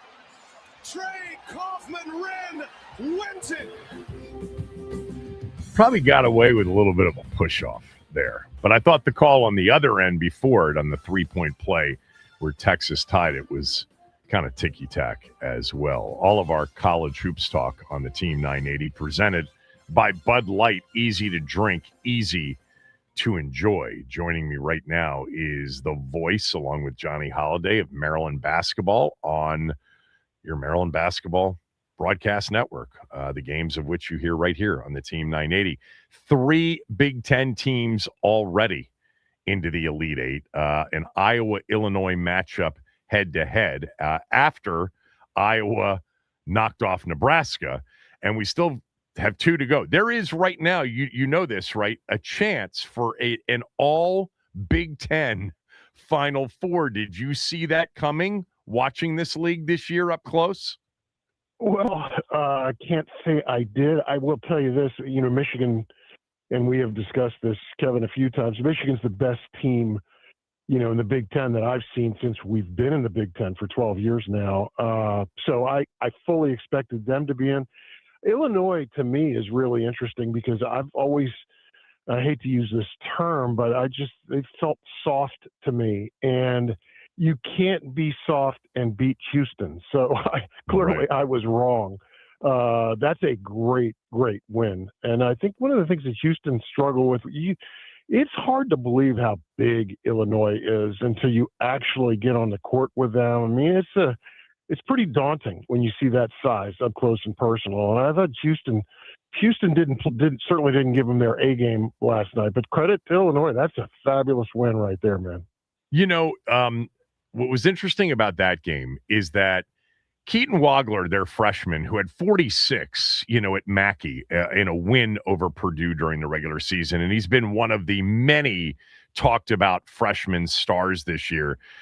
He did not have a great game statistically, but I thought he controlled the game last night as a 6'6" point guard, and was a big reason why they won that game. What did you think? Yeah, he's unflappable. I think really unflappable. I think one of the reasons why people like him, I mean, the 46 he dropped at Mackey was sort of an anomaly. He's had a good year. I think he averaged 17 or 18. And he's been consistent. I just think his demeanor, his size, Kevin, when he and Stojakovic play together in the backcourt, I mean, those are 2 rangy 6'6", 6'7" guys that a lot of college teams don't have, and Wagler just plays way beyond his years. I agree with you. Didn't have to score. I thought the same to a same degree with Braden Smith for Purdue. He did not shoot the ball particularly well, but man, you knew he was going to take that last shot. It didn't go in, but again, it's that gravity he creates by making the move to the basket, and those are just 2 really special guys. It was a good night for point guards, I thought, last night, in terms of, the Sturts has always been a stud for Iowa. Iowa just will not go away at this point in time. It's crazy. We'll get to that and the Hoiberg mistake, if it is a coaching mistake, here in a moment. But on Braden Smith, you know this, and for those that are listening that don't know it, Purdue's one of those places, for whatever reason, they recruit kids and they just stay. There's not a lot of changing. Yeah. Fletcher Lawyer and Braden Smith have been backcourt mates since they were freshmen. Settle an argument between me and a friend of mine. I actually think Braden Smith is going to be an NBA player. Do you? Yes. Yeah, I do. And I see where he's projected. I think mid-second round, something like that. He has every intangible that you could possibly want. The other thing is he's a very willing defender. And, in terms of measurables, I know this sounds kind of awkward. He's got really long arms. And he plays bigger than that size, whatever. I don't even know what he's listed at. Yeah, But, I'm going to tell you in a yeah, second because you're describing my comp for him. Because what I've said is he reminds me a lot of Steve Blake because Blake was a longer armed and a much underrated defender as a college player. And by the way, he had that incredible competitiveness. Now, he was taller. Blake, because I looked it up, Blake was 6'3". Braden Smith is listed at 6 feet. But I see Steve Blake and a long career, not a great career, but a long career in the NBA for Braden Smith. Well, I mean, that's a great comp. And Blake played, 13 years, I think, is what that final number something like was? that. Right. Yeah, I think that's fair. I just think he's got every intangible you'd want. Natural leader. He's competitive as hell. He does have that Blake gene in him, where he'll fight you for a spot. He's one of those guys that's going to get tested the first day he goes to camp, but all he ever does is achieve, survive, and move on. And his teams win. Bottom line, he is conducive to winning, and you got to value that. All right, the Iowa. I mean, the first two games, both of them, and I don't know how you were consuming them. I had a second screen, so I was watching both of them simultaneously. Do you have YouTube TV or cable? Cable, but I was doing the same thing you were doing. Basically, I was watching both games, but it was such an odd night last night. I thought, okay, so the first game starts at like 7:10, right? Right. Kevin, they played 9 straight minutes without a whistle. Yeah, before a whistle. The first TV timeout came with 10:38 left in the first half. And you saw what they did. They doubled up on the TV timeouts. Yeah, they have to. Yeah, they have to. But the amazing thing is that game starts a half hour earlier than Nebraska, Iowa. You get that racehorse start. And then that game ended up finishing later than Iowa. They had all those reviews in that situation to start the second half. It took forever. Yep. Yeah, it was crazy, but just stellar games. Texas was really impressive to me. They just kept making shots, and that's a good club. Fun to watch that team.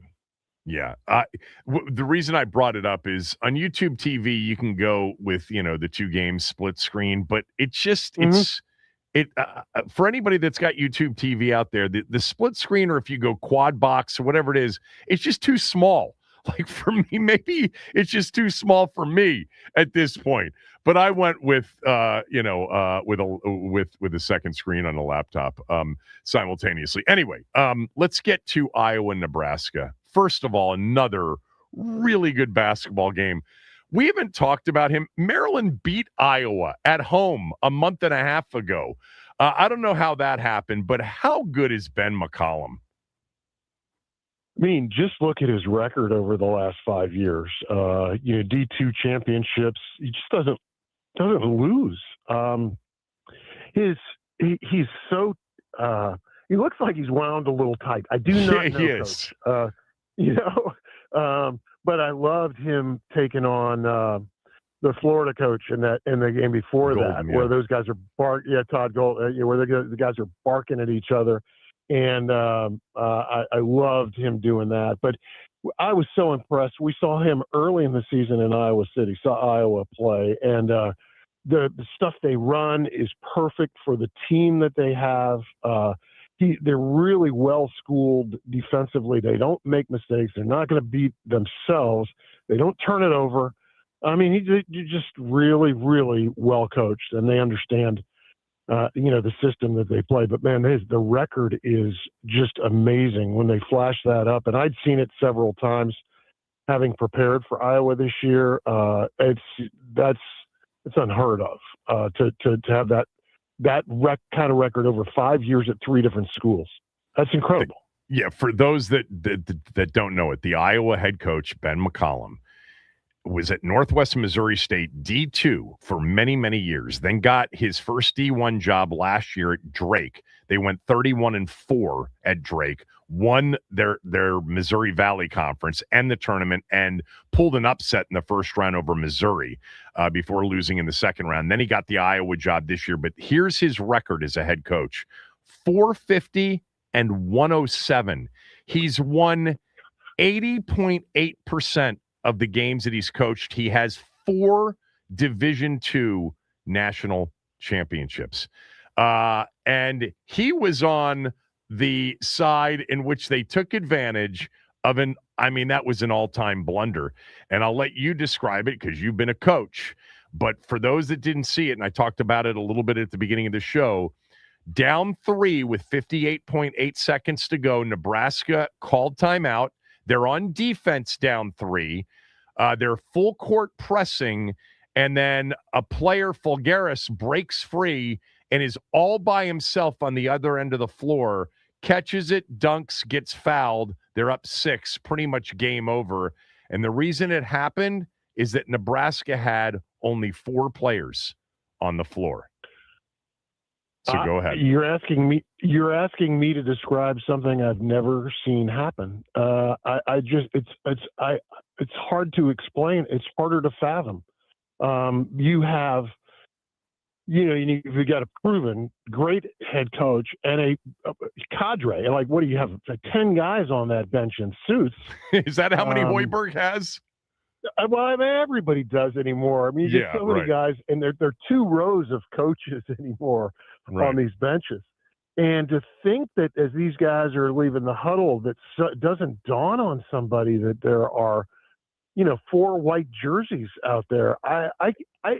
It's lost on me. I don't know how that could happen. And I've not heard Hoiberg's comments, and I know him enough to know that, he'll fall on the sword. There's no question. He's an accountable guy. He's just made that way. But that's a staff failing. That's one you can't have. And I don't know. I've never seen it before. And then you throw in the moment itself where you are in that game. You get one stop in that game, you're right where you want to be if you're Nebraska. But you're not going to get the stop playing 4-on-5. Yeah, that's about 40 seconds short of Weber calling a timeout that Michigan didn't have in a national championship game. A lot of coaches said this. And I will tell you, even at the youth level, it happens where a referee will say, hey, coach, you've got 4 out here. You need another one out here. Or, coach, you got 6 out here. You got to take somebody off the floor. A lot of times referees will help out. And some of the coaches that were commenting on it after the game last night said the same, but clearly they didn't do it in that spot.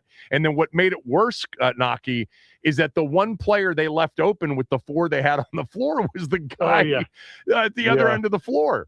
So, and that guy too, every tournament is about role players kind of taking a star turn, and Fulgaris is kind of having his moment here in these last couple of games. He's talented kid, and was very enigmatic, I thought, this year for Iowa, but his contributions now sort of take them to a new level. But I get it. I get where officials oftentimes will say that.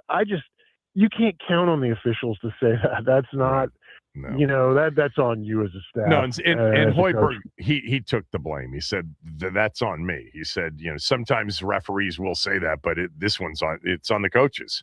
All right. 100%. Do you give Purdue a chance against a team now? I think along with Michigan maybe, but I think after Arizona's performance last night, there are a lot of people that believe Arizona is going to go on and win this tournament. Do you give Purdue a shot tomorrow night? Certainly give them a shot. It's a 1-game deal. You don't have to beat them 2 out of 3, So I'll give them a shot. And then Purdue's guys are just so experienced.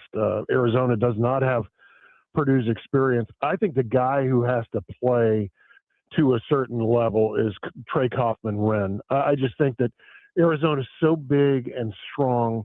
Kaufman-Renn is sort of the forgotten guy in that Purdue lineup. They've had the big guy come in, the big Australian come in and play well for them this year. And then the guards, of course, have been great. But Kaufman-Renn is a handful. He reminds me sort of a poor man's Carlos Boozer. He's got the big, huge body. It creates great leverage in the paint. but he's going to have to do it against a monstrous front line that Arizona's got. I like Arizona in the game, but Purdue can win that game for sure because it's a one-game deal. That's all. All right, we've got 2 games here tonight. I mean, and they are high-profile games with high-profile coaches for sure. So give me thoughts real quickly on St. John's Duke and then Michigan State UConn at Capital One tonight. I think St. John's has got to turn it into a street fight. You know, you want to keep the game down. I think scoring-wise, you've got to keep Duke out of the paint and, away from easy buckets. If you double Boozer, he's throwing a lob to the backside for an easy dunk. So you almost have to play him honestly and cut the other guys out of the equation. Again, St. John's only has to beat him once. So, I mean, I think I like Duke in the game, but, nothing would surprise. You're in the round of 16. The other game is great. This is, Michigan State, UConn. You talk about 2 coaches getting after it. And I'm a big Izzo guy. I would love to see them win this game. And I think they will. I think they will beat UConn. I was impressed. I was in Philly for those games. Very impressed by UConn's front line. And, of course, Hurley. He's his own personal clown show, but he can really coach. And they push the ball up the court. They get the ball moving. Great passing team. I just think that this game will be worth the price of admission. I can't speak to the others, but I think it'll be a high scoring, high leverage, and down to the last 2 or 3 minutes. Michigan State, UConn. By the way, I was just thinking about this. 20 years ago in the same arena, George Mason ended up, beating, by the way, Mark Turgeon's Wichita State team in the Sweet 16 before winning in the Elite Eight to go to the Final Four. All right. Yep.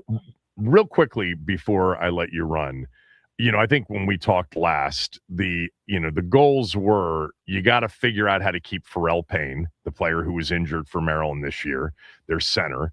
And now you got to figure out a way to keep Andre Mills. And it looks like, based on some of the reporting that's out there, they're going to be able to keep both of them. Is that what you're hearing? And how huge would that be for next year? Yeah, it is what I'm hearing. And it's monstrous. I credit a couple of different factors here. First of all, I credit Pharrell because had he decided to go to the portal, I'm sure he could probably make more money than Maryland is going to pay him. That said, I know Maryland will pay him handsomely. I'm going to credit the AD, Jim Smith, too, new AD. He has, he came in saying, we will not be outspent. And you never know what that looks like, Kevin. But clearly he's going to the wall for Buzz and for this team because, they're paying the freshman who's coming in, Baba, and they've got and they had to pony up for Pharrell. Certainly they're going to have to pay Mills more than they paid him last year. But they got some guys exiting too, but I got to credit the athletic director and Buzz for, Buzz created the sort of that atmosphere where Pharrell would want to be a part of it again. And it's great news. It's fantastic news. Now you got to fill in some pieces around him, veteran point guard. You still need a couple of bigs, I think. They'll figure it out, and hopefully it'll be a better offseason than the last one was. It's a really good point. A player like Pharrell Payne, for those of you who don't know, first of all, I think he's got to get the medical red shirt, which I think they're going to get. But if he had entered the portal, he would have been one of the top 2 or 3 big men in the portal and would have been able to command just top dollar. But he got a really good number from Maryland last year to come, and he played in 10 games. And so to feel like you still kind of owe the school and Buzz and those to play a full season, that is a credit to the kid. I'm happy about that. All right, I got to run. Thanks for doing this as always. All right, buddy. Good talking to you. Chris Naki, everybody. Again, all of our college hoops here on the Team 980 presented by Bud Light. Easy to drink, easy to enjoy. We'll get to Ben Standig next.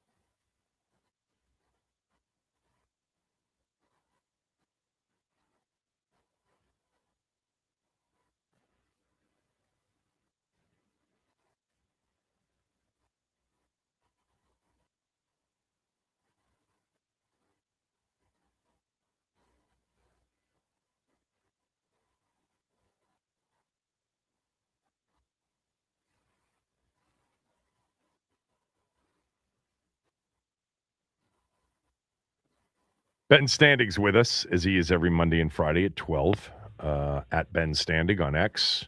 Ben covers the team via his Substack, definitely worth subscribing to. He also has a podcast by the same name, Last Man Standing.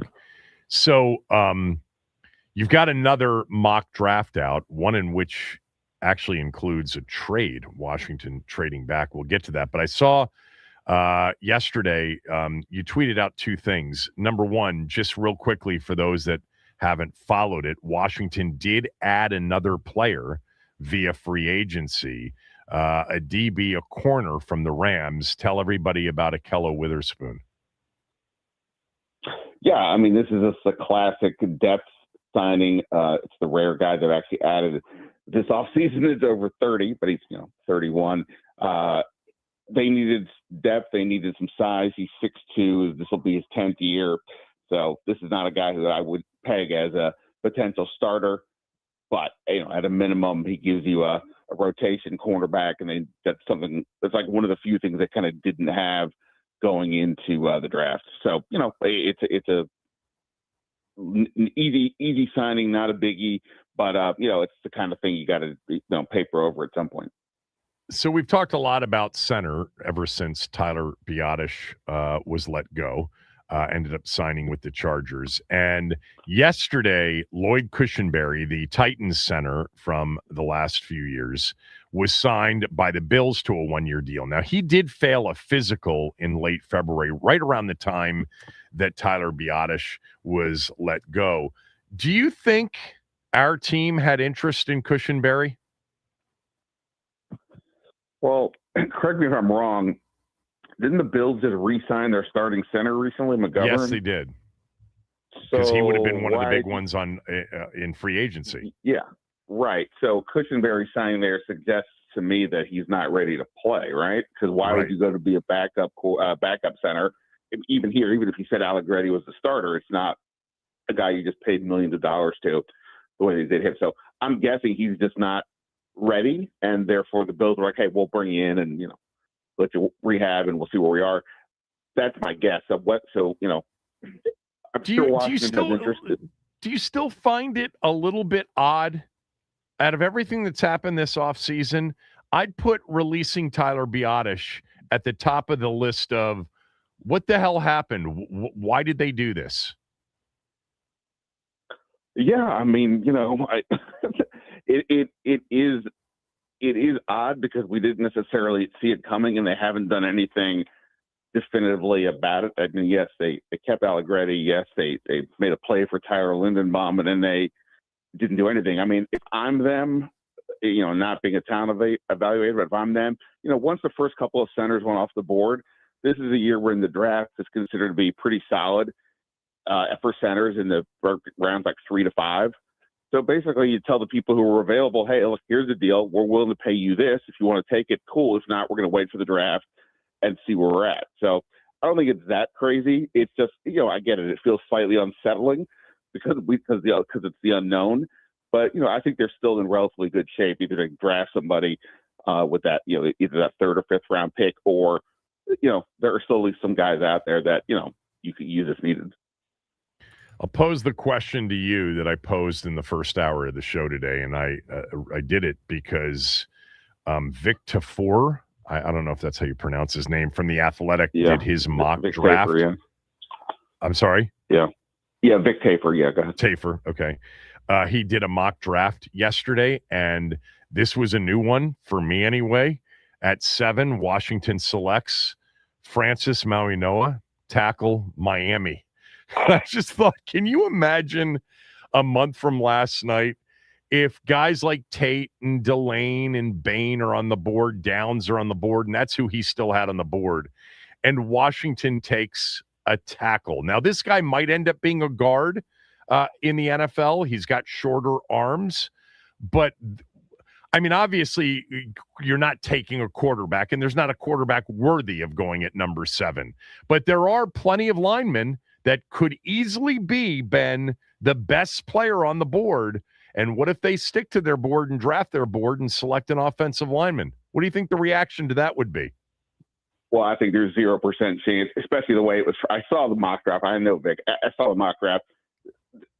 He phrased it as being a right tackle, and obviously they just drafted Connerly. At least if you said you were playing the guard, at least I doubt it, but okay. But to be fair to him, I still don't understand it because I had the same reaction you did. I'm like, what on earth is this? And then I went back and read the intro. He was doing it based on like the gambling odds because he used to be one of their Vegas reporters. My fault. So I guess I didn't read the premise. I just saw a mock draft. But even still, it still doesn't make any sense. If you're telling me he's the 7th highest odds of being drafted or something, okay, but there's no chance there's any list that says the best odds to be drafted by Washington is this guy. He couldn't even crack the top 5, I wouldn't think. So yeah, I don't understand the premise. If you tell me they trade down out of 7, right, and then maybe all bets are off, I could still see a world where they say, hey, we think the best guy out there is an offensive lineman, and we can draft him, put him at guard, and we'll see where Tunsil's at in a couple of years, kind of deal. But other than that, I would find that hard to believe. So that's where they end up. So I want to make sure I'm understanding you. You find it hard to believe that an offensive lineman would be the highest rated player on their board at 7? No, that they would take one. What if the player is by far and away the highest rated player on their board? I mean, I don't know what their trade back. Is. I don't know what their grade system is exactly, but so much better. I mean, the way I would look at it is best player available at a position of need. Do they need an offensive? I mean, if Tunsil was on like the last year of his deal, that might be one thing, but he's going to be here in theory for 3 more years. Connor, they just drafted. So it doesn't make any sense. You're basically doing what Jay Gruden said don't do, drafting a guard at 7. Well, Scott McLuhan didn't draft a guard. He thought he was drafting a right tackle. Yeah, exactly. And Brandon Scherf. So look, I'm all for the offensive line. Don't get me wrong, but between Chris Paul, Brandon Coleman, and let's just say even Nick Allegretti, Andrew Wiley, they should have enough there at left guard to be good and potentially really good if Coleman or Paul progress. So this doesn't make any sense to me. Now, all of a sudden, what are you going to do? Those guys are both going to be on the bench? That just doesn't make any sense to me. It doesn't make any sense, but here's what does make sense. They have right now that we know of one player that we would put in the A+ category, the quarterback.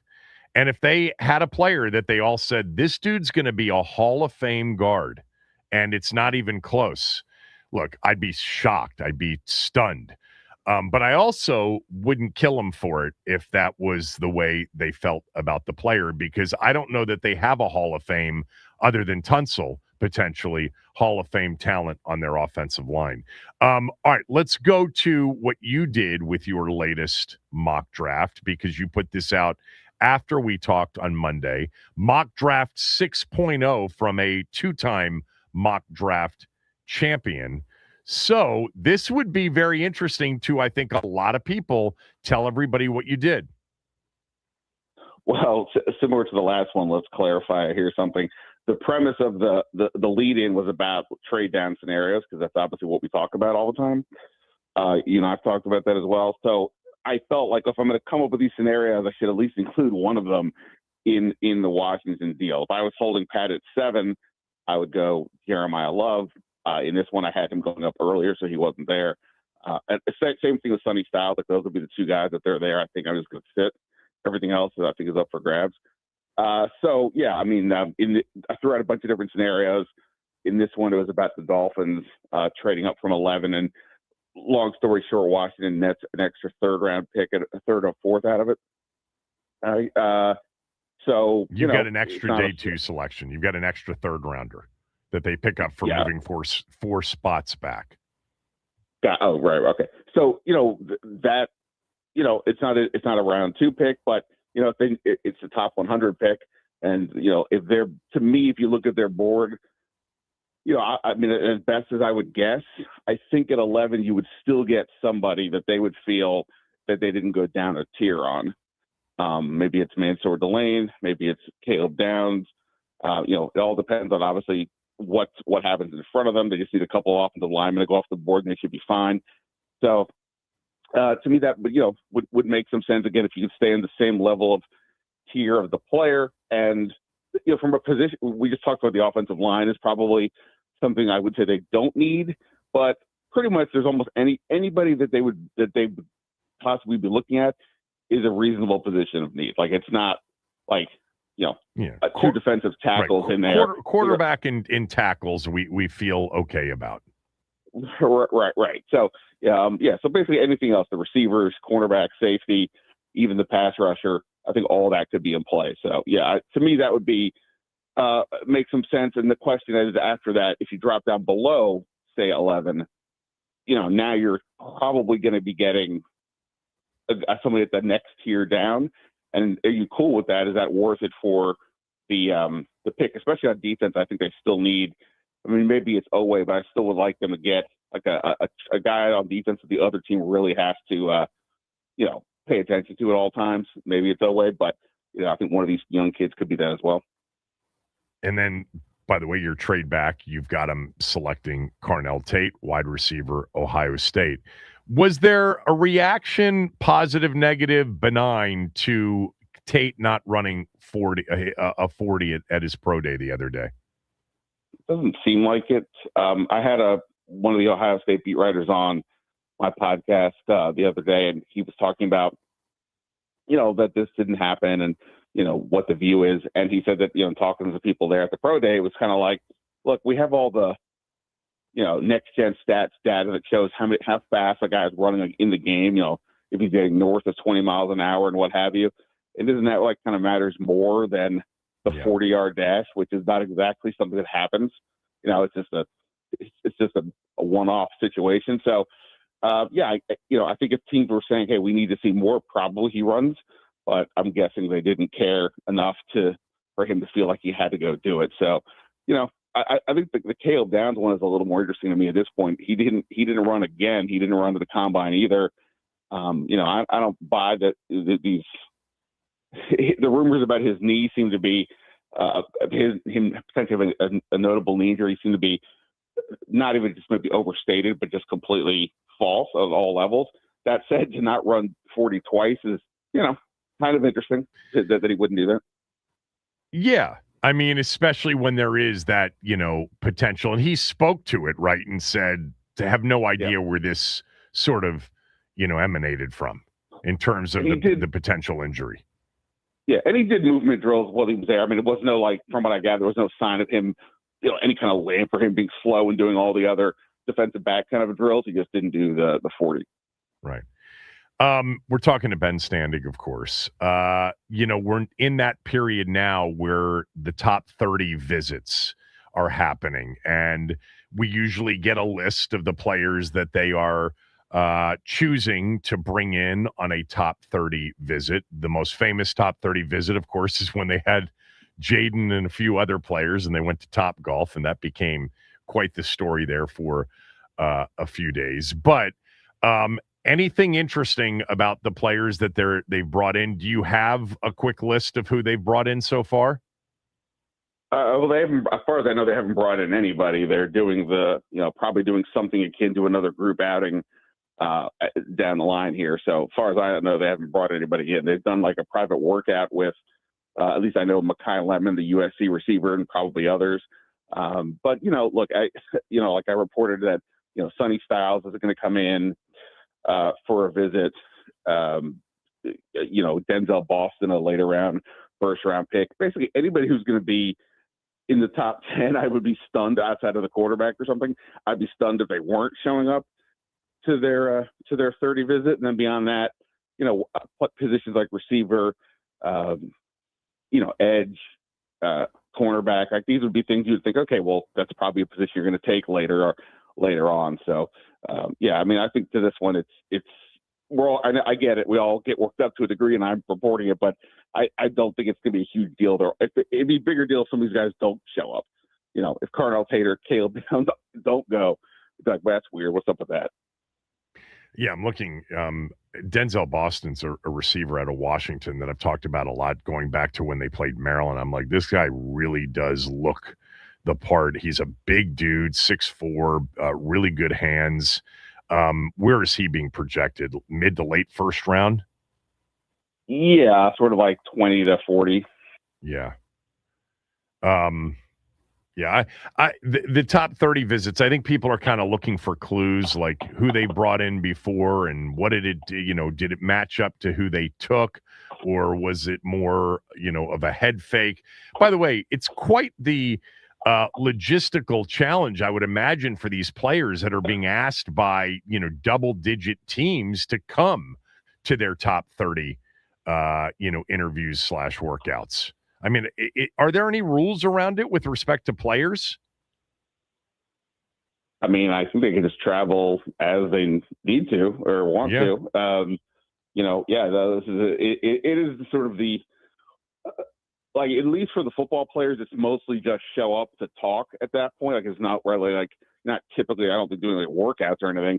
Whereas like when for the basketball, it's the same amount of crazy travel, except everywhere you go, they want you to work out and they put you through a pretty rigorous workout. So that's got to be crazy. But like I said, I mean, all these guys will be coming in, and you would imagine, and it's always fun to look for clues and try to figure out, compared to other years, what happens. But and look, they've also met with these guys at the combine, some of them at the Senior Bowl, or on campus at their pro days, whatever. So, this is, it's all just part of the puzzle, but it's not necessarily the end result.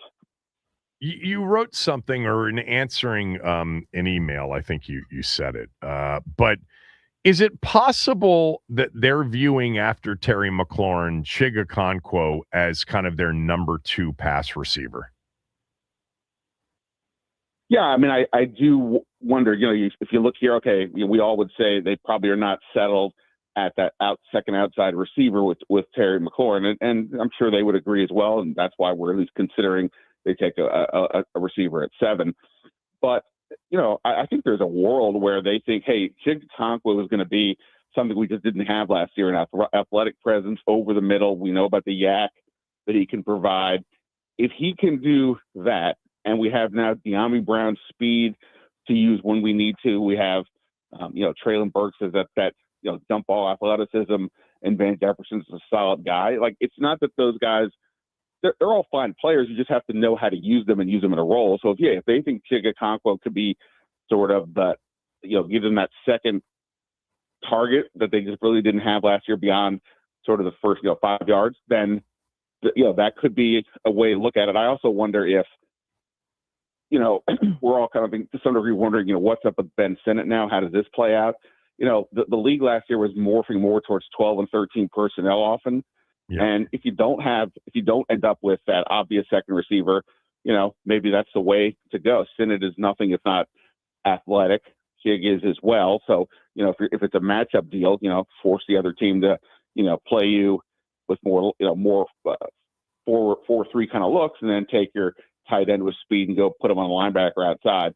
So, there are still other ways they could go. That doesn't have to just be they go out and get Carnell Tate or Rashad Jennings or somebody like that, or Jawad Jennings, sorry. But, I mean, I would still say wide receiver 2 to me is the big question. Before I let you go, anything on your mind that we haven't talked about? No, I think the Giants at wasn't 5 a trick question, but I sometimes I know you're itching to talk about something, and sometimes it has nothing to do with the team, which is fine. Yeah, no, I'll just say with the team. I mean, I just think the Giants at 5 to me are such a fascinating pick. I feel like they could take 4 different players, and each one I could justify for them. And obviously it matters because of, Washington's picking 2 slots later. And, you could tell me it's Sonny Styles because based on John Harbaugh's history, he's more likely to, add somebody like in the middle there than, like, say, a running back at 5. He's taking receivers early, but I don't know. Carnell Tate looks like he's got a high floor, but I don't know where the ceiling is. Caleb Downs, again, I think he could be a leader for that back 7. Anyway, my point is, until we sort of sort out where the Giants are, it's sort of hard for me to say what's going to happen here. As long as Jeremiah Love gets by the Titans, then it seems pretty interesting because I don't know why the Giants would take him, other than the fact, I get it, he's really good, but I don't know. It just doesn't seem like that makes sense for them. And this is also where the money part comes in. The 5th pick is going to cost X amount for Jeremiah Love. That means he's probably like a top 10 highest paid running back day one. Yeah. Does that make sense for you versus, Carnell Tate plays a position where I think it's like 22 different players make north of 20 million. So, and then again, Styles might be the best player in this class, but again, off-ball linebacker, and they signed Tremaine Edmonds. So I just think the Giants, to me, is kind of where my head's at right now, trying to figure out what makes sense there. And whenever that nut is cracked, they'll help solve, what the options realistically are going to be here. The other day, I did a segment and we took calls. Just give me your number one NFL 2026 hunch. It doesn't have to have to do with our team at all. And one of mine was, I just don't buy the Giants. And what's odd about that is I've always felt in recent years that their roster was underrated. And I do think it's a good roster. I just don't see it with Jackson Dart, not to mention that he basically is in the blue tent every other week that he plays. And I think there's going to be a lot of hype about the Giants going into the season. Do you have a hunch, just an early March, late March hunch about the 2026 NFL season? No, and the Giants one is fascinating because I do agree with you. They're going to be, especially if they take Love, I think the hype is going to be significant. And it's potentially worthy, but I'm with you. The quarterback I'm not sold on him. I don't know. Chiefs back in the Super Bowl. That was my number one. That the Chiefs are going to be the 1 seed in the AFC. That was my number one. Yeah. Okay. Yeah. I mean, I don't. Just because you see Mahomes throwing a couple passes doesn't mean he's ready to play Week 1. But he's obviously got months to go. And what does the Rudy Tomjanovich say? Never underestimate the heart of the champion. Yeah. I just don't imagine the Chiefs are going to have another year like they did. And getting Kenneth Walker helps. We'll see what they do. They've got 2 first-round picks. I mean, they could easily change the look of that offense. And if Mahomes is ready, be back at the top. And a lot of people, I'm sure, will go into the season thinking, "Well, now come on, the witch is dead." Well, we'll see. Yeah. Thanks for doing this. Appreciate it. I will talk to you perhaps before Monday. We'll see. Thanks. You rock, man. Thanks. Ben Standig, everybody, at Ben Standig on X on Twitter. So that tweet came out about the uniform stuff yesterday. I'll tell you what I learned about what may be coming on April 15th as it relates to our team's new uniforms. That's next. Kevin Sheehan Show, the Team 980 and the team980.com.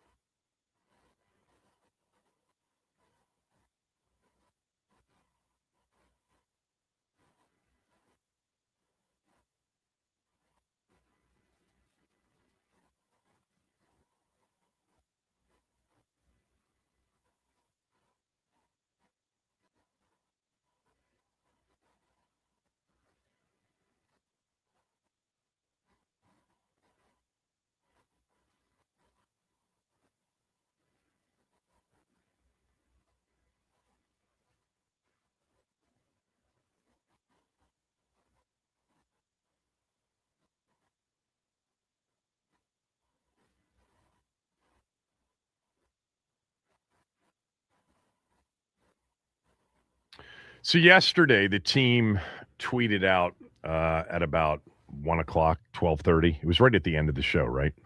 For us, 12:30, yeah, pretty much. something like that. A 28-second video announcing the arrival of the team's new uniforms on tax day, April 15th. I'm telling you, I've said this so many times before. For those of you, and I don't know how many of you there are, but there are some of you, because I hear from you a lot, so do a lot of us, that actually think the name's not a big deal. You're high. I mean, legitimately high, or just plain ignorant or stupid. 2.5 million views of this 28-second video. Their average number of views over the last month is about 22,000 views of anything they've tweeted out, including new players that have signed. So anyway, in this video, at about the 18-second mark, the uniforms are being wheeled into the building in front of pictures of the Hogs from the 80s and 90s, of Darryl Green in, the championship era uniforms with, by the way, the championship 1972 through 2020 Blackie Wetzel logoed helmet. And there's Art Monk in a specific video. And, I'm going to tell you what I've kind of learned a little bit about what is coming on April 15th. But many of you really, because I retweeted this video, really got after the team for including those photos with the Blackie Wetzel, 50-year logo as a part of the video. Because if they don't deliver the Blackie Wetzel logoed helmet, you're going to be really upset. You kind of think this was a tease. And that was a general overall message from many of you, is that this is just a tease and nothing will do unless it's the Redskins. Nothing will do unless they bring the old logo back. So I get it. I don't know how you show a video and you're teasing on the new uniforms. I guess they could have shown the uniforms that they wore against Seattle, Denver, and Kansas City with that particular helmet. Maybe that would have been less of a tease. Maybe. So the new uniforms are coming. Look, I think certainly what I had for you a year and a half ago, all the way back in 2024, October, when we did a big segment on the name, and the next day I came in and told you, look, the name, who knows, probably iffy, but what I did learn back then was they're going to do something about the uniforms. They're going to go back to a championship era uniform that makes it look like our old team.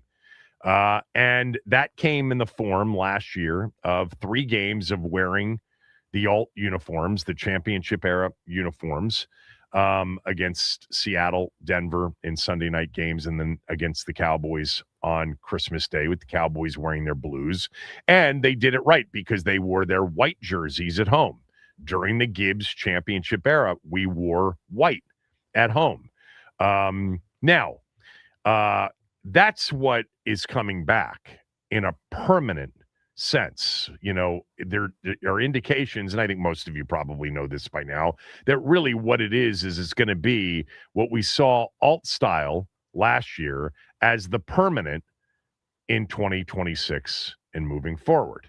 Love that. And by the way, you'll have a burgundy top jersey as well. Now, will they wear white at home? Will they wear dark at home? I actually asked that question of somebody who was in the know, and they said, actually, I'm not even sure. But I would hope that they'd wear the white at home, wear the burgundy on the road when the team you're playing is wearing white at home. But in this day and age, we see teams all the time wear both white and dark at home during the course of a season. There's nothing traditional and nothing consistent anymore. Right, Max? I'm not a uniform guy, but I watch a lot of football. And one week the Jets might be wearing green at home, and the next week they might be wearing white at home. And then the next time they're at home, it'll be their alt uniform, their black uniform. Same thing with the Eagles. Now, the Cowboys have been pretty consistent with wearing white at home. That's been a pretty consistent thing for them. Is there another team that's been consistent wearing either dark at home or white at home in recent years? Because that's the way it used to be. I mean, if you want to go back to like the 70s and 80s, all right, basically the Cowboys were the first team to wear white at home. They actually had to get I think the league to approve it because, when the NFL first started to become a thing, you wore dark at home, white on the road. And the Cowboys wanted to be different because that's just who they are, and they wanted to wear white at home. They got somehow given permission to do that. Then it was teams like the Colts who were white at home. And then more and more teams would do it. And occasionally teams like the Giants or the Eagles in our division would wear white at home only when the Cowboys came to town because they wanted the Cowboys to wear their blues, which were really unusual. There was a period of time where when you saw the Cowboys in their road blues, it was so unusual to see it because they were white at home and most teams were dark at home. Therefore, the Cowboys also wore their white jerseys on the road. This is getting into geeky historical uniform stuff, and I'm not the expert. I should have brought Zabe on for this particular segment, but I do remember what it used to be. And then Gibbs came here when the Redskins were always a dark jersey at home team, and he changed that in 1981. And by the way, the first game, they rolled it out against the Cowboys, and it was the first time ever. September of 81, Gibbs' first game as a head coach. First time ever the Cowboys played in RFK Stadium in their blues. Really looked cool, actually. And then throughout the Gibbs era, they played in their blues. And then, once we got, post Gibbs and, we got into Richie, he wore white, but then Norv wore white. But then Marty wore dark at home. He brought dark back to home. And then Bruce Allen, when Mike Shanahan got here, brought his dad's gold pants back. And then since it's, we know it's happened since 2/2/22.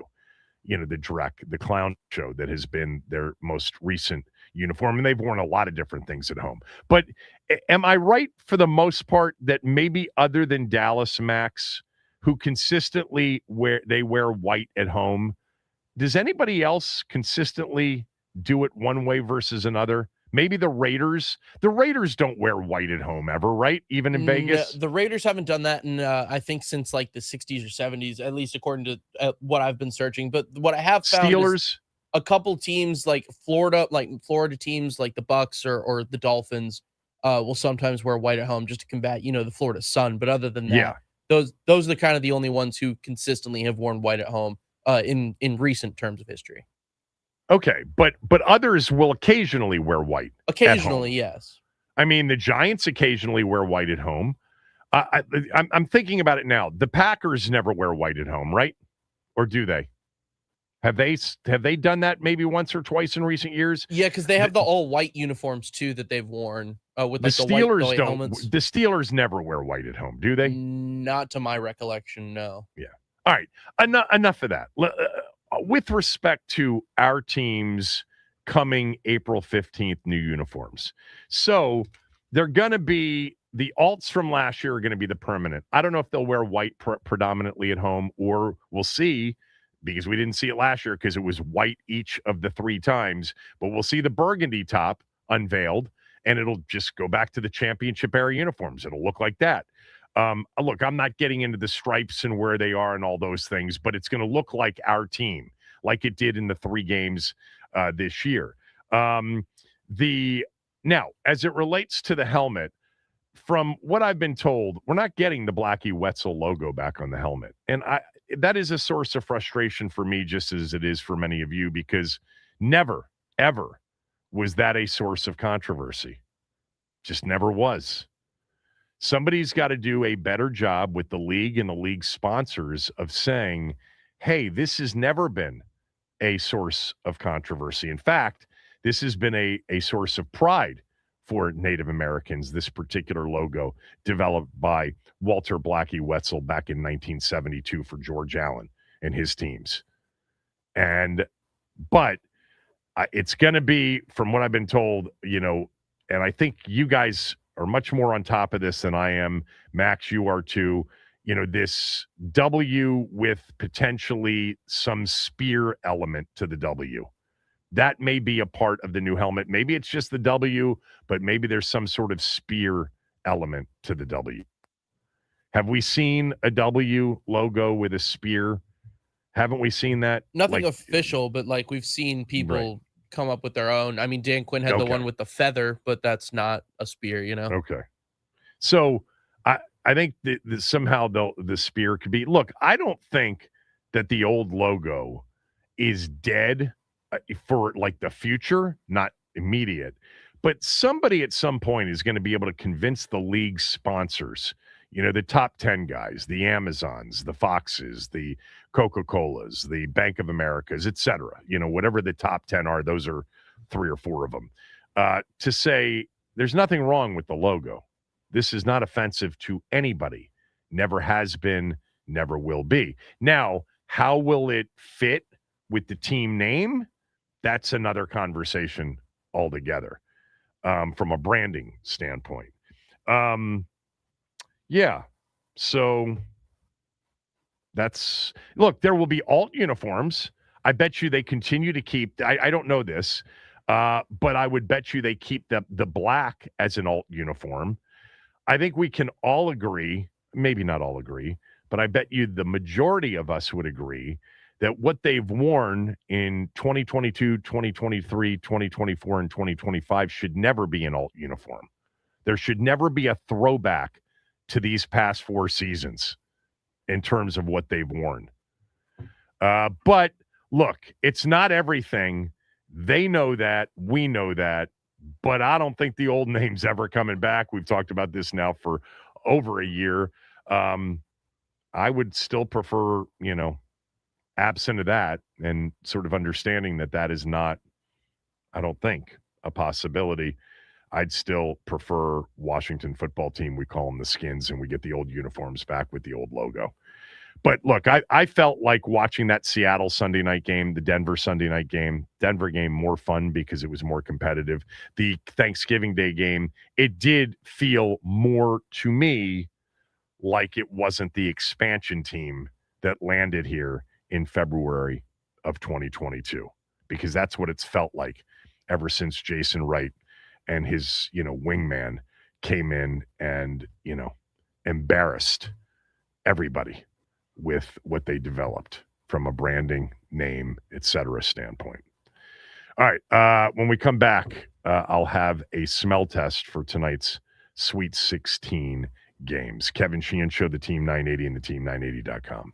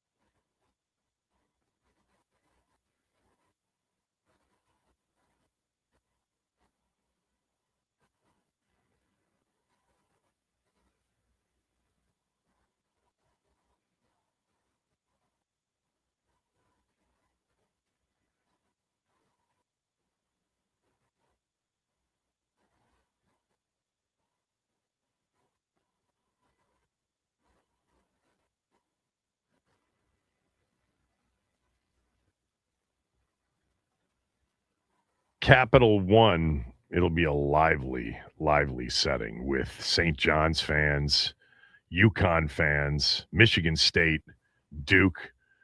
Be interesting to see what that crowd mix is for the first game. It's the first start. It's an early start. We know what a pain in the, what it is to get to Capital One for, a 7 o'clock-ish game. That game tips at 7:10.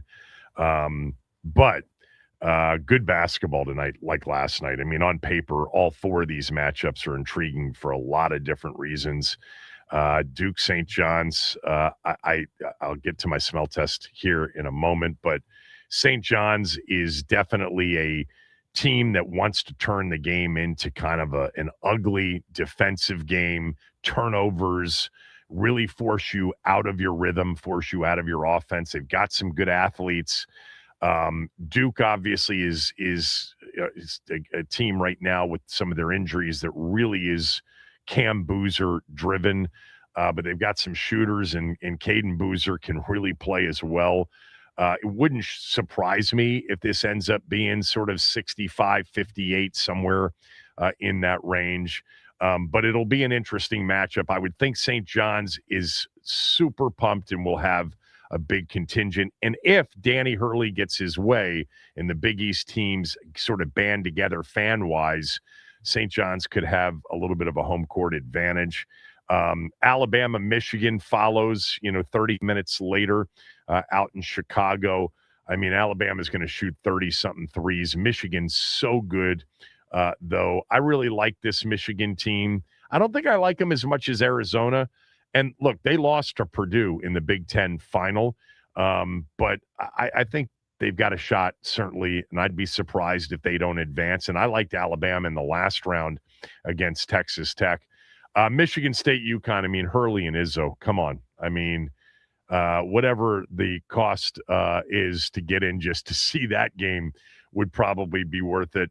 And then some people believe the best team other than Arizona or maybe Michigan left in the draw is Iowa State. They're playing in Chicago tonight in the last game of the night. Naki mentioned this. It really set up last night, unfortunately, in which we had both late games tip off at the same time. They're supposed to be sort of 30 to 35 minutes in between tips, but because of a lot of delays in the second half of Purdue, Texas, it kind of evened everything up. So you had the two early games coming down the stretch at the same time and the two late games starting at the same time. But really good hoops, and it'll set it up for a phenomenal Elite Eight over the weekend. Remember, follow me on Twitter at Kevin Sheehan DC. I'll tweet out the smell test picks on Saturday and Sunday well in advance of the game's tipping. Remember, tomorrow night's first tip isn't until just after 6 o'clock. Sunday, I think the first tip is at 3 something. But anyway, 16-8 now after a 2-0 night last night. Had Arizona last night and had Illinois. Neither one of those games were sweats. They were easy. Never easy usually, but last night was. So 16-8, hitting at 66.66666% through the tournament so far. So tonight, two sides. I like the favorite Duke. There is a lot of public action on St. John's. Ton of public action on St. John's. There is, some fluctuation in the line. I saw 7.5 earlier. I saw 7. Right now it's 6.5 across the board. Give me Duke laying the 6.5. That's play number 1. And then play number 2 is Iowa State's a big public play tonight. That line now, I'm seeing some 4.5s out there. So I'll take Tennessee plus the 4.5 in the nightcap. So those are the two plays. Duke, two favorites tonight. Duke laying the 6.5. I'm sorry, not two favorites. Duke laying the 6.5 and the dog Tennessee plus 4.5. Maybe Jacoby Gillespie can have a big game tonight against the Cyclones. And again, for tomorrow and Sunday, I'll tweet out the picks at Kevin Sheehan, DC. Duke minus 6.5, and then Tennessee plus the 4.5. Those are the two plays. All of our Hoops Talk, Tournament Talk on Team 980, presented by Bud Light. Easy to drink, easy to enjoy. All right, we're done for the day. Chris Russell's next.